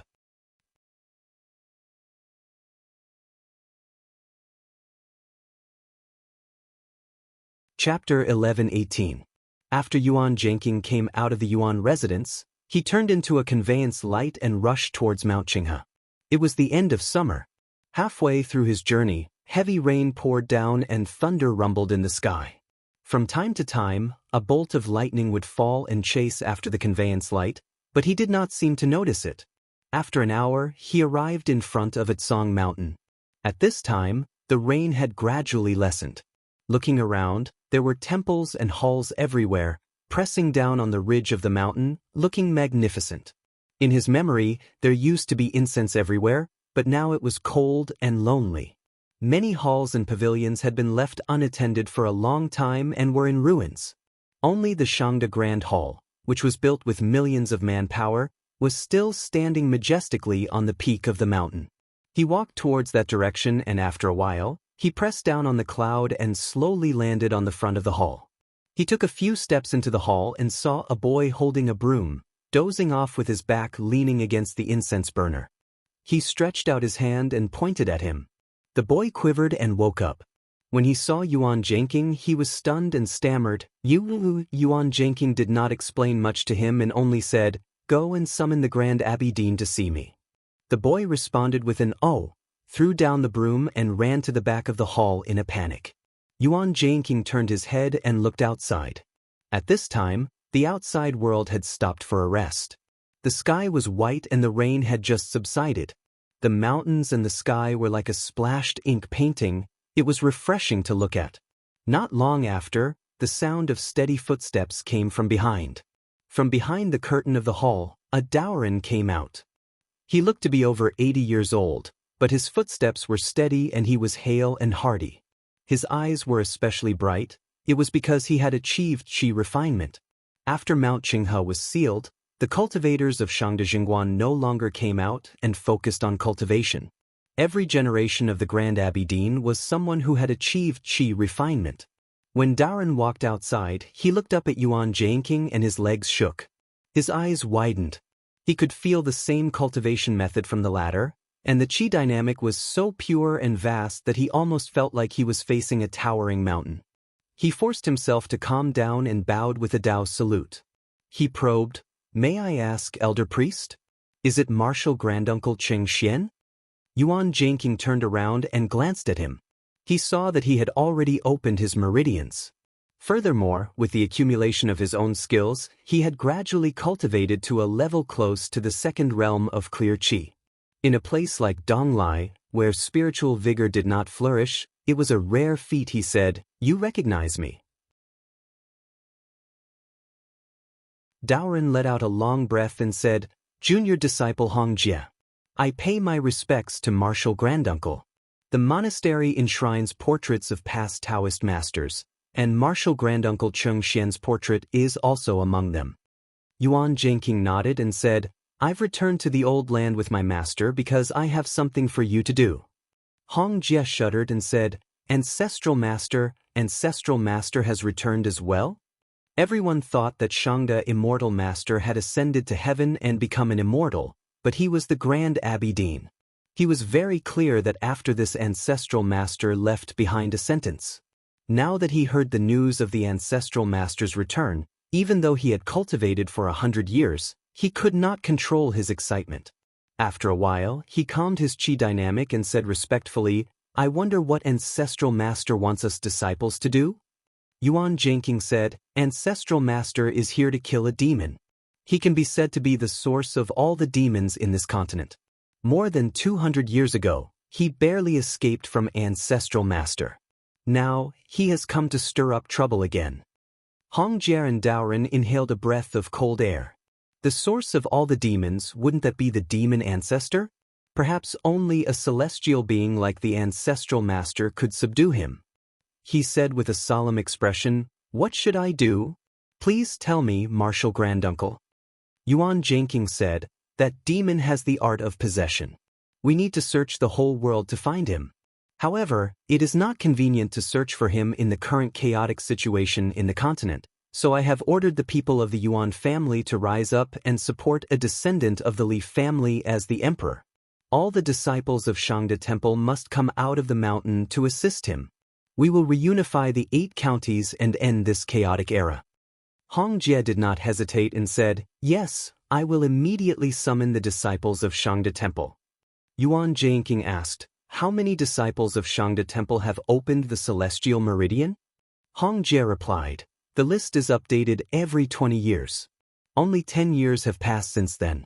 10 years ago, there were 38 people who entered the inner chamber. However, when Ancestral Master ordered the mountain to be sealed, many disciples chose to enter the world to cultivate. Perhaps the real number is more than that." Yuan Jianqing made a sound of agreement. Even if there were 38 Ming-Chi cultivators, it would be enough for him. With the sword talisman and instrument with the current state of Donglai, he could even wipe out thousands of troops. He said, "Summon them here. I have something to tell them." Hong Jie said, "Martial Granduncle, please allow me to report. These people live deep in the mountains and forests. They are scattered all over the place. Even if you know where they are and send someone to send a letter, it will not be easy to find them. The round trip will take several months. I am afraid it will delay Ancestral Master's official business." Yuan Jianqing said, "There is no need to go through so much trouble. Show me the name list of these people." Hong Jie immediately pulled over the child who was standing blankly at the side and said a few words to him. The latter turned around and waited for a long time before returning with a golden-threaded name list. Yuan Jianqing took it and opened it. There were indeed the names of the disciples who opened the meridian. He silently sensed for a moment, and the locations of these 38 people were reflected in his mind. After he cultivated the Yuan Qin Divine Cave scripture, his senses were unusually mysterious. Just by looking at a person's name, he could vaguely sense their location. However, if the other party was a Taoist cultivator, it would only be possible if both parties had the same cultivation method. If it was another Taoist, even if he mastered the second half, it would still be difficult to find them. Even at Yan Changxing's level, he would only be able to sense them when others called his name. With a thought, he released a black shuttle and drew a line in the air with the talisman. In a short while, rays of shining talismans appeared in the air. Hong Jie had never cultivated a divine ability or Dao technique before, so he had never seen such a technique before. However, at the same time that he was shocked, he also comprehended something in his heart. He raised his finger and followed the trajectory of the black shuttle, unknowingly sinking into it. Yuan Jianqing saw this but did not pay attention to it. After the 38 talismans were drawn, he shook his sleeves and turned into rays of light that quickly disappeared into the depths of the mountains. He turned his head and saw that Hong Jie was still comprehending, so he did not wake him up. After more than 2 hours, Hong Jie suddenly came back to his senses. He then bowed deeply and said, "Disciple is at fault for making senior granduncle wait for so long." Yuan Jianqing said, "No matter how deep your comprehension is, it will be useless. However, your foundation is quite solid, and you have accumulated enough. After this matter is settled, I will pass on to you a set of cultivation techniques to see if you can succeed or not. Whether you succeed or not will depend on your own luck." Without waiting for Hong Jie to speak, he waved his hand and plucked the black shuttle from the sky. He said, "I used this shuttle before I went out to sea to find my master. Today I will give it to you. There is a rather shallow set of control techniques in it. If you are not willing to cultivate it, you can pass it on to your disciples." Hong Jie went up to take it. He considered that he was already over 100 years old. It was useless to cultivate these, but he could pass it on to a few disciples with spiritual intelligence. After Yuan Jianqing finished, he shook his hand and a spiritual light flashed. A house appeared outside the main hall. He then walked in and said, "The 38 people will receive my talisman in a day at the latest and will rush over.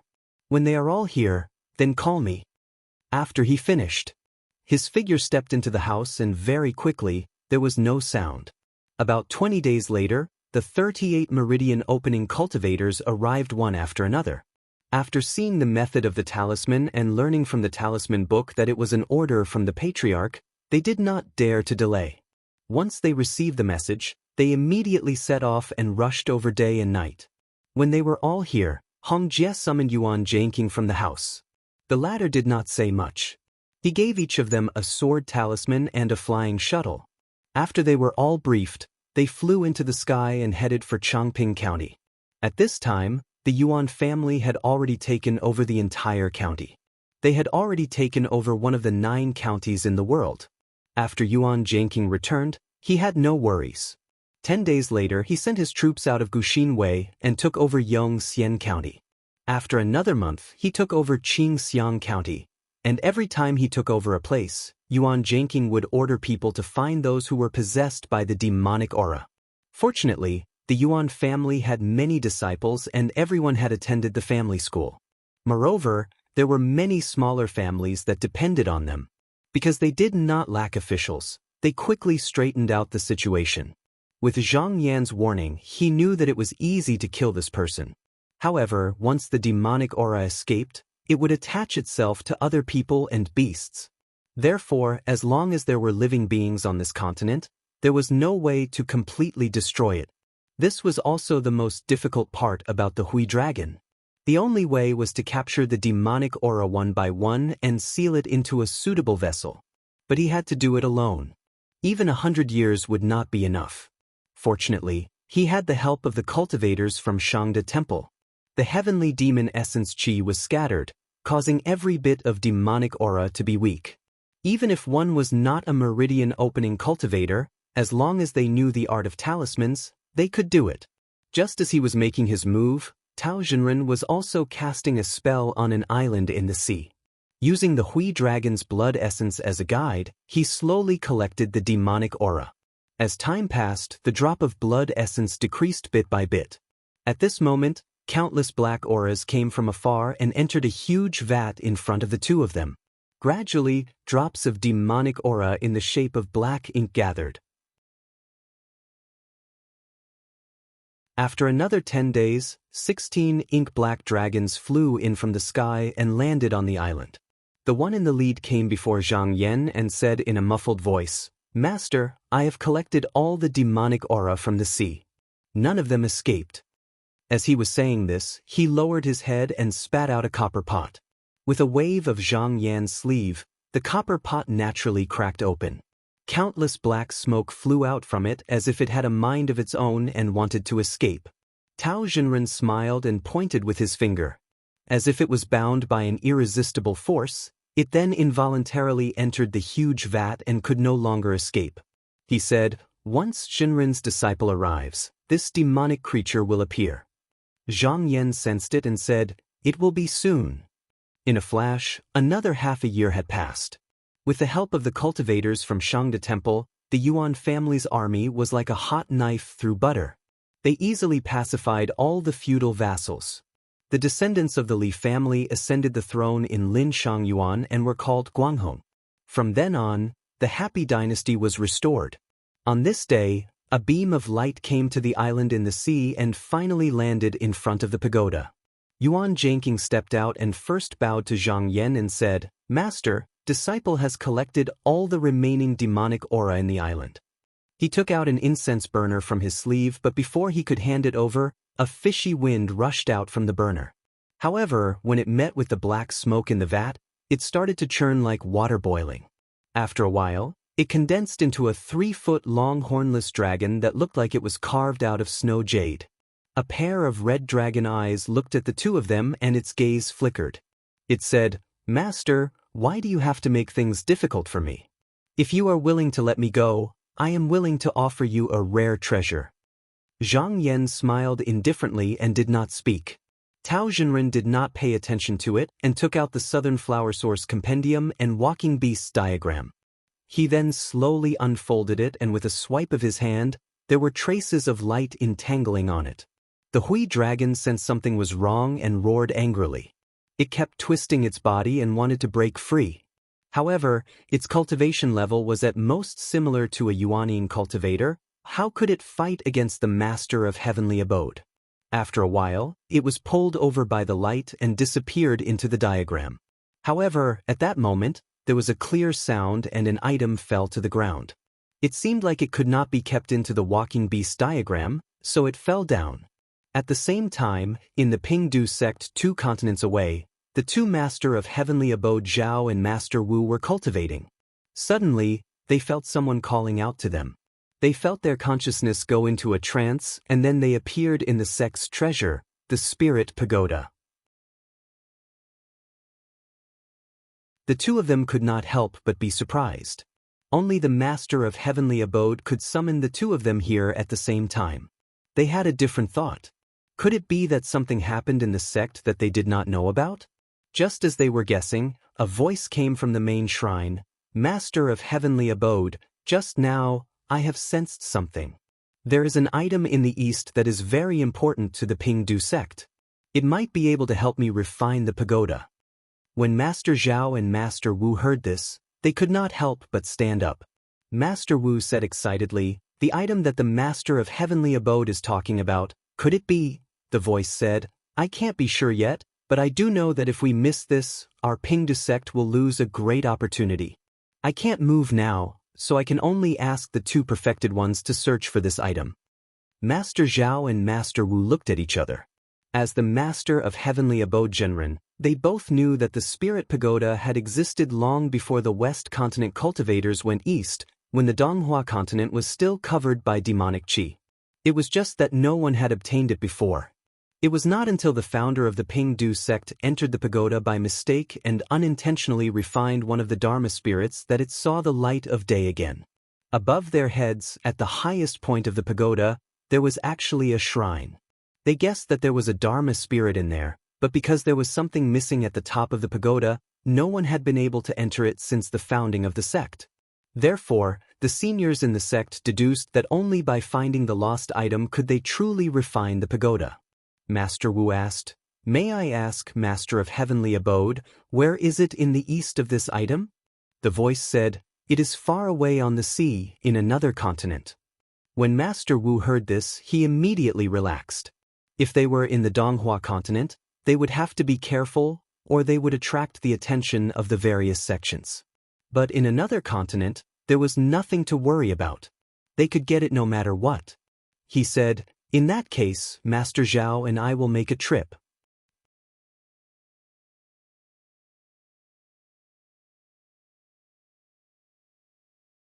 Chapter 11:19. The thing that fell was right under Tao Xinren's feet. He took a look and realized that it was a pearl the size of a longan. It was round and flawless, like a crystal jade.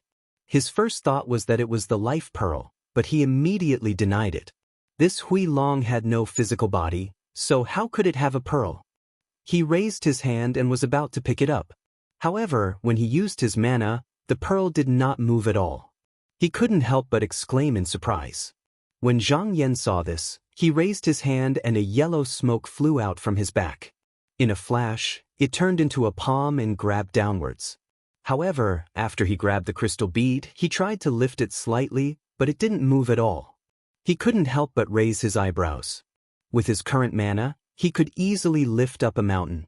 However, if the pearl was that heavy, it would have sunk into the ground a long time ago. How could it possibly stay here? It could be imagined that there must be some other mysteries behind it. After sensing it carefully for a while, he felt that the pearl was blocked by an invisible barrier. The moment he touched it, it disappeared. At this moment, Spiritual Master Tao also used his spiritual will to look inside, but he also couldn't see through the actual situation. Zhang Yan said, "What does Tao Xinren think?" Tao Xinren said, "There is another universe inside the pearl. It is just that we don't know how to use mana to invade it." Zhang Yan thought for a while and said, "After Xinren has refined the Hui Long's soul, can we summon it out and ask it?" Tao Xinren shook his head and said, "This walking beast diagram is extremely overbearing. When the spirit of the monster enters it, its original consciousness will be cleansed and everything in the past will be cut off. This way it is easier to summon it. Even if we find it now, it is too late." Zhang Yan's eyes flashed. This pearl could be carried by the Hui Long and could even be absorbed into the spiritual energy. It was definitely not something ordinary. However, he had to be wary of the Sky Demon's backup plan, so he had to get to the bottom of this. Tao Jinren considered for a moment and said that Chua Long used the spirit clone technique to store this item. Since we can't use our transcendence energy to absorb it, we can try using the soul essence. With a flick of his sleeve, he tossed out an extremely sturdy black ape's soul essence. It was extremely intelligent, so it understood the meaning of its master's gaze the moment it turned around. His 4 feet touched the ground and he crawled forward to the side of the pearl. His 2 hands reached down and his shoulders shrugged. He used all his strength to shake his body, wanting to lift it up. However, no matter how hard it roared, it was unable to shake the bead at all. It was as if it had grown out of the ground. Tao Jinren focused his energy and glanced at the black ape. Seeing that there were no abnormalities on its body, he judged, this black ape's ancestor once made a pact with the dragon monarch's blood essence, so it can touch this pearl. In that case, it must belong to the dragon demon. Chua Long was the dragon monarch's son, so if this pearl originally belonged to him, then any descendant of the dragon monarch would be paralyzed on the spot the moment they touched it, unable to move again. Meanwhile, the black ape was fine. This was enough to prove that this pearl had no direct connection with the dragon monarch. Zhang Yan said, at our level, even if a real treasure is in front of us, there's nowhere to hide. However, we can't identify this treasure, so it's obvious that it wasn't refined after birth. Perhaps it's something that grew naturally. At this moment, a white-robed scholar stood out from the crowd, trembling with fear and trepidation. He said, esteemed sirs, I have a foolish opinion. I don't know if it's possible to say it. Zhang Yan turned around and recognized him as the sect master of this island sect. Back then, this person had been infected by the Chua Long's essence energy, and it was thanks to his guidance that he managed to survive.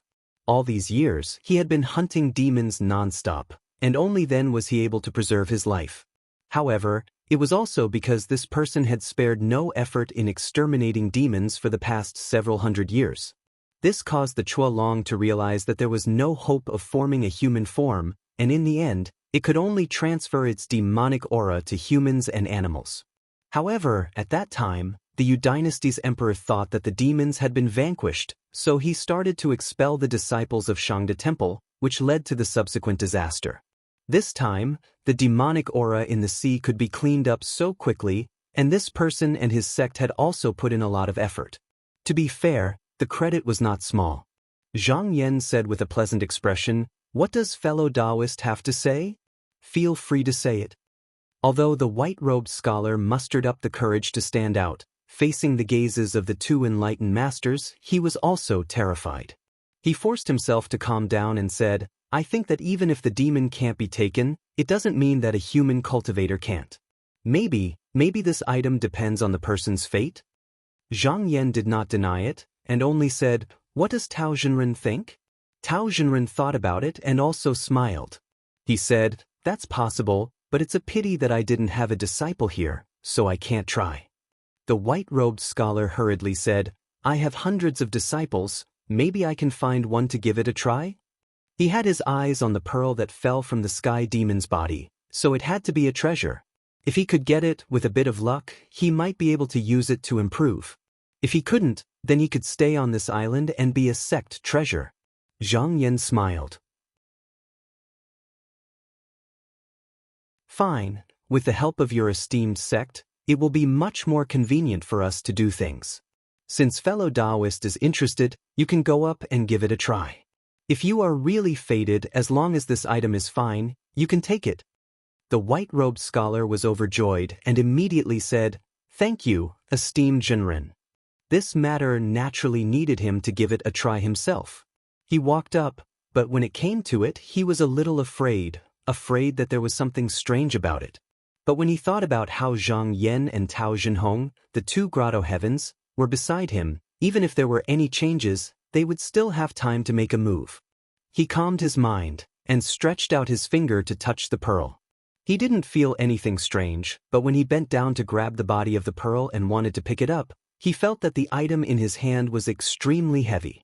No matter how hard he tried, he couldn't get up. He kept circulating his mana, but it was still useless. After a while, he shook his head and stood up.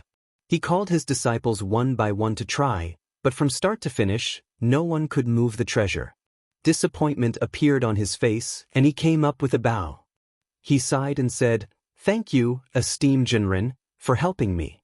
I guess this treasure is not fated with my sect." Zhang Yan smiled and turned to Tao Jinren. He said, "Fellow Taoist Tao, why don't you wait until you have refined the Chua Dragon's soul essence, and see if you can control this item?" Tao Jinren thought for a while and said, "That's a good idea, but to completely refine it, it will take about half a year." Zhang Yan said, "Then I'll wait for half a year."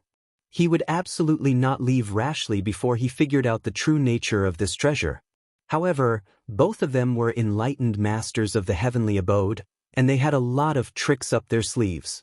Even if this method couldn't succeed, as long as they were willing to study it further, they believed that they would eventually be able to unravel its mysteries. At this time, on the other side, enlightened masters Wu and Zhao had already left the mountain gate under the instruction of the sect master, and were heading overseas. However, in such a vast land, if they only relied on one direction, no matter how capable they were, they wouldn't be able to find the treasure in a short period of time. Luckily, before they left, the Pingdu sect master gave them 2 talismans. As long as they got close to the treasure, they would definitely be able to sense it. Both of them thought that the treasure's sudden appearance was probably caused by someone. In that case, the possibility of it existing in the sea was extremely low. Because the sea was filled with violent storms, even enlightened masters Yuanying had to rely on their treasures to travel, not to mention stopping to search for treasure. However, on the other hand, the possibility of it appearing on the continents was extremely high. Therefore, the 2 of them decided to first go to the Dongsheng and Donglai continents to check. If they really couldn't find it, then they would go elsewhere to search. This time, the 2 of them used the sect's treasures to conceal their aura, so they weren't afraid of being detected by others. Therefore, they traveled extremely quickly. However, after half a month, enlightened Master Zhao stopped on the Dongsheng continent, and enlightened Master Wu parted with him there, heading towards the Donglai continent. Another half a month passed, and he crossed the ocean, arriving in front of the Donglai continent. However, when he looked around, he was also surprised and thought to himself, "Rumor has it that this continent is originally between 2 worlds, and one needs to pass through a formation to enter. I didn't think it would be so easy to find it." After confirming again and again that this was not an illusion, he flew along the borders of the sea. The Donglai continent was far smaller than the Dongsheng continent, and if the treasure was here, he believed that he would be able to sense it after circling 1 round. After flying for 100 breaths, suddenly the talisman in his sleeve leaped out, and then turned into a ray of light and flew away. So it's here! He couldn't help but feel excited, and his eyes were filled with joy. He chased after the ray of light, and very quickly he reached the sky above an island. Seeing the ray of light diving down, he also stopped and slowly descended. He could see that there should be a Taoist sect here, but the spiritual vigor here was weak, and there wasn't even a protective formation. Therefore, he didn't care about the people here at all. However, when he came down, he saw a dragon carriage below, and more than 10 dragons were lying or moving beside it. He couldn't help but feel a chill in his heart, and immediately became bewildered. He thought to himself, "Why does this carriage look so familiar?" Zhang Yan was originally cultivating in the pagoda, and suddenly felt a familiar aura outside, so he walked out and looked into the sky. He was surprised and smiled. "Why is enlightened Master Wu here?" Seeing Zhang Yan here, enlightened Master Wu was also surprised and said, "So it's enlightened Master Zhang here." He couldn't help but feel suspicious. Why did Hall Master Du Jin of Qinsong School come here? Could it be that he was also here to find the treasure? When he thought about this, his heart tightened. Pingdu sect was established earlier than Nanhua, Taihao, and the other sects, and there was never an ascended enlightened master in the sect.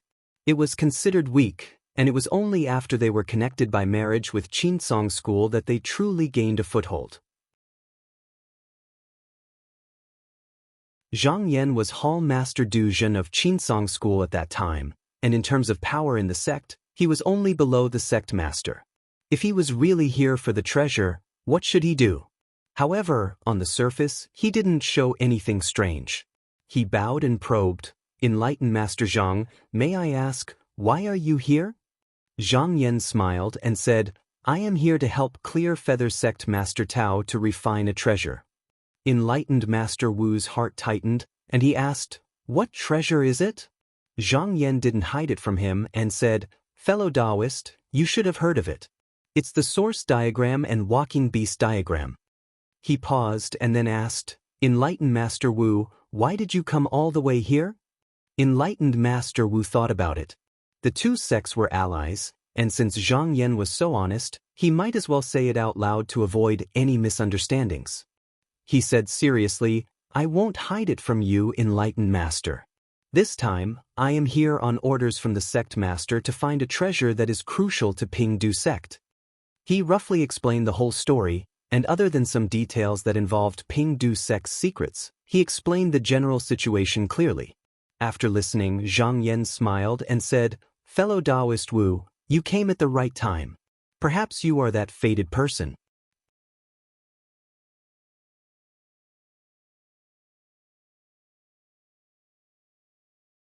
Chapter 11:20. Enlightened Master Wu's expression changed and he asked, "Could it be that the treasure is already in Enlightened Master Zhang's hands?" Zhang Yan shook his head slightly and said, "I am not fated to have this treasure." Female. He turned to the side and gestured with his eyes. "The treasure that Enlightened Master Wu is looking for should be over there. Enlightened Master, you can go take a look." Taoist Master Wu turned to look at the spot he was pointing at and saw a sparkling pearl. With just one look, he felt as if his spirit was about to fly out of his body, just like the day when the sect leader had summoned him.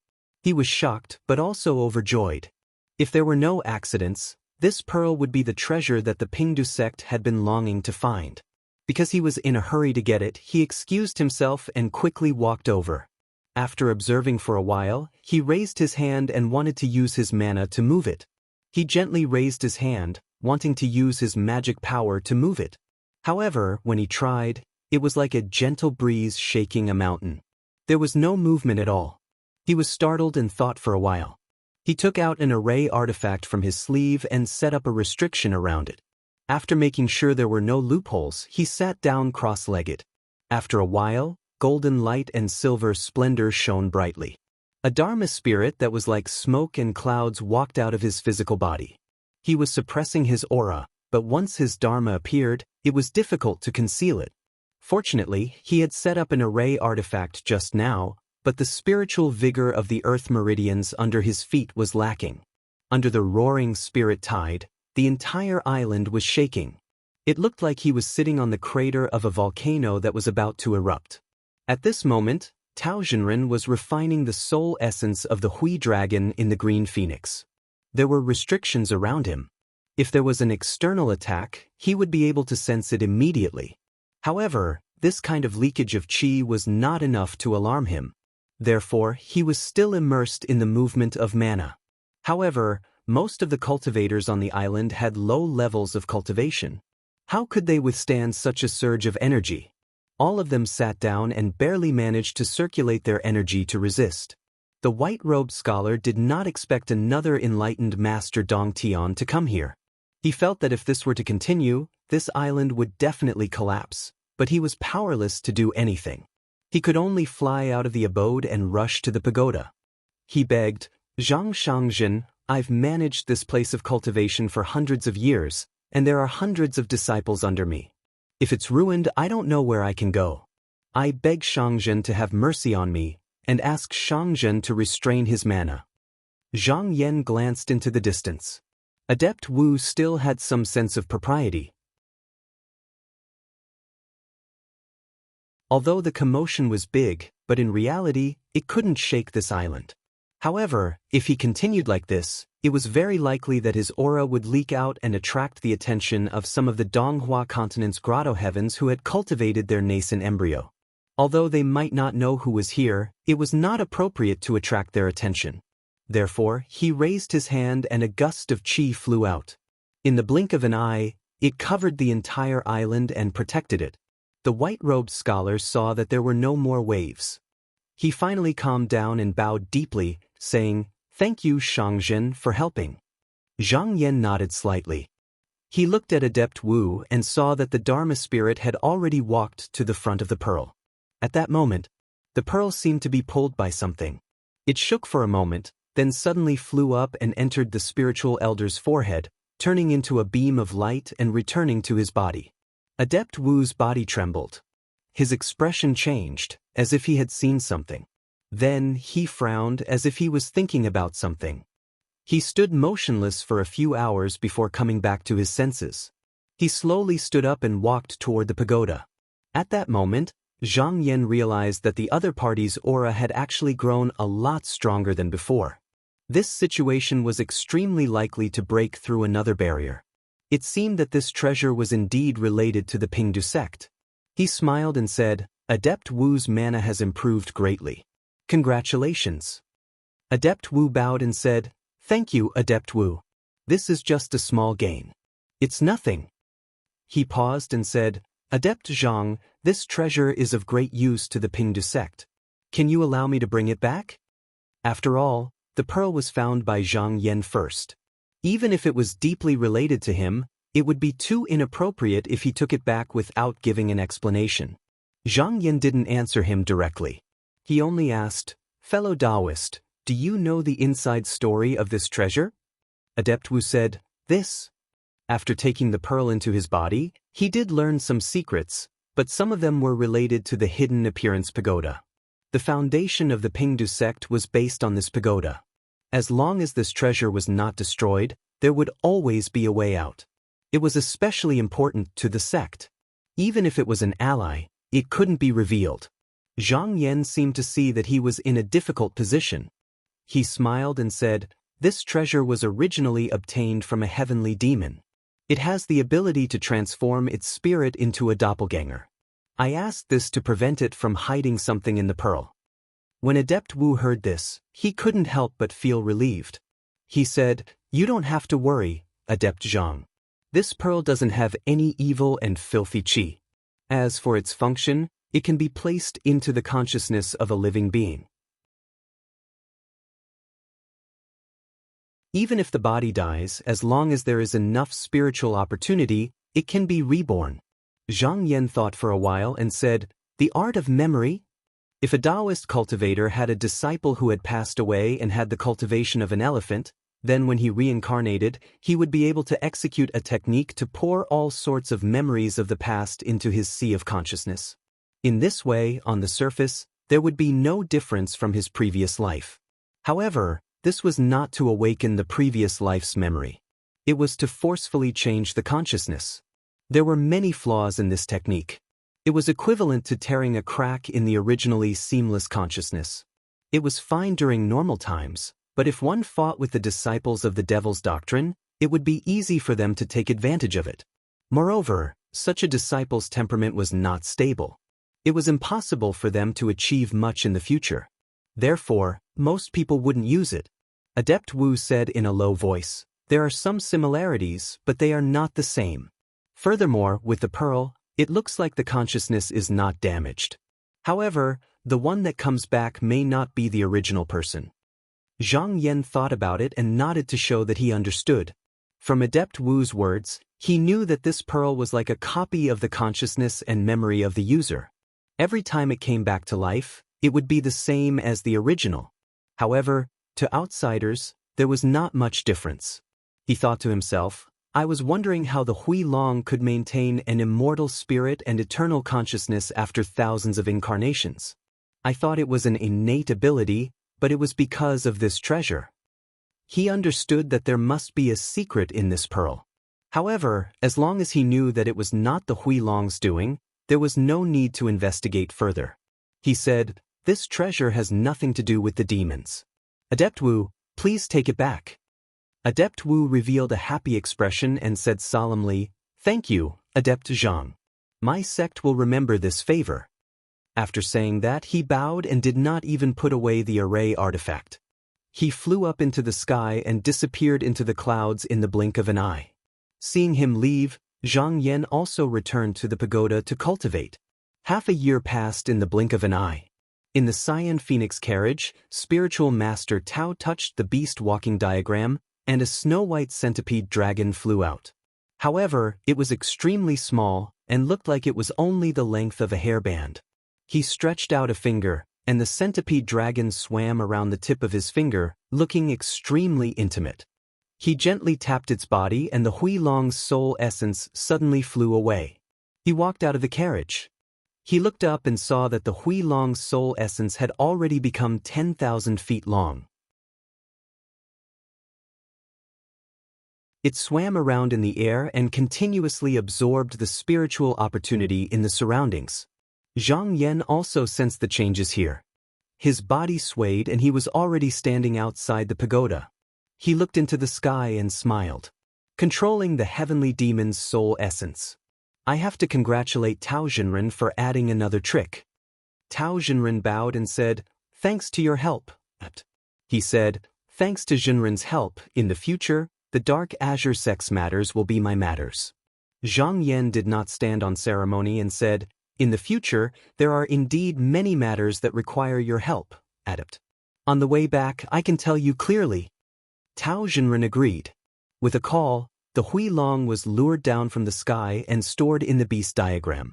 However, he knew that although the heavenly demon had been refined into a soul essence, its cultivation level could only fight with the Yuanine cultivators. To recover its vitality, it needed a large amount of spiritual opportunity. After this matter, Donglai continent's spiritual opportunity was weak.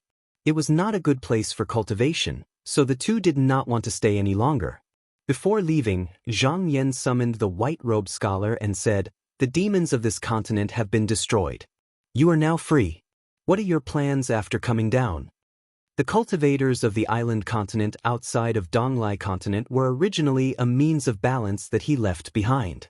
According to his original plan, it could at least delay the Huilong's formation for 300 to 400 years. By then, the person who imparted his Dao technique would be able to return to settle the karma. However, now that the Huilong had been retracted, there would not be any demons for at least a few thousand years. Even if this person had his own plans, it was considered a meritorious deed. However, he was willing to give him a chance to choose. The white-robed scholar thought about it. Donglai continent's spiritual opportunity was too weak. After he left, the future of these disciples would be bleak. He said, "I heard that outside of Donghua continent, spiritual opportunity is abundant. Is it possible for Adept to bring us there?" Zhang Yan smiled and said, "That's easy. From top to bottom, as long as you are willing to go to Donghua continent, you can all follow me back." Origin Mirage Gate, Shaohan Heart Realm Mountain. Zhenren Wei stood in front of a stone tablet the size of a mountain range. Her eyes were fixed on it without saying a word. Behind her stood a girl with a cold temperament. She used a veil to cover her face, revealing only a pair of misty, dreamy eyes. Enlightened Master Wei said, "Your aptitude is excellent, and your accumulation of merit is also sufficient. This path is extremely suitable for you, but whether or not you can pass this hurdle, it's hard for me to judge. You can only decide for yourself." Pierre asked, "Master, did eldest senior brother also choose this path?" Zhenren Wei was silent for a while before replying, "Yes." Back then, the eldest disciple of the sect, Jin Xinyuan, had comprehended a superior technique and used it to form a grotto heaven. That was why he entered this tablet. This person could be said to be the most outstanding disciple of the Origin Mirage Gate in the past 1,000 years. However, now that more than 100 years had passed, he still had not come out. Even the sect master could not find him when he entered. He could only temporarily seal his corporeal body with ice nightshade. However, Zhenren Wei was very clear in his heart that after such a long time, he might have already been trapped inside. It was impossible for him to come out again. Air lowered her head and thought for a while. She said, "If I say I am unwilling, will Master let junior sister come and try?" Zhenren Wei asked indifferently, "Are you worried about your junior sister?" Fair squinted her eyes as if she was smiling. She said, "If junior sister succeeds, won't she be suppressing me? That won't do." She turned her head and said, "Master, is going." With a bell-like laugh and the fluttering of her white veil, she stepped into the stone tablet and disappeared. Zhenrenwei looked at the big tablet and couldn't help but sigh. After a long time, a maid came and said, "Master, Netherspring Sect's Master Gong Liang has arrived." Zhenrenwei was not surprised. He said, "Invite him here." Not long after, a Taoist with a weak appearance walked in with the maid. He cupped his hands and said, "Zhenrenwei, please wait." Zhenrenwei said, "Fellow Taoist Gong Liang is too serious." Gong Liang Chu took a few steps forward and looked at the big tablet in front of him. He sighed and said, "This must be your sect's mind imagery spirit return great spirit tablet. Can it really transform into an opponent in my mind?" Zhenrenwei raised his chin slightly and said, "Of course." This great spirit steel was the ultimate treasure of the Yuan Mirage sect. It could transform into all kinds of powerful figures that the great spirit steel had seen before. When outsiders entered, those cultivators would use the same methods they had used in front of others in the past to fight without the slightest deviation. Even the unpredictable Yin spirit formation of the Yuan Mirage sect was derived from it. It was just that the origin Mirage Gate had only been established for 2,000 years. Thus, most of the people it had transformed into were outstanding figures from the past 2,000 years.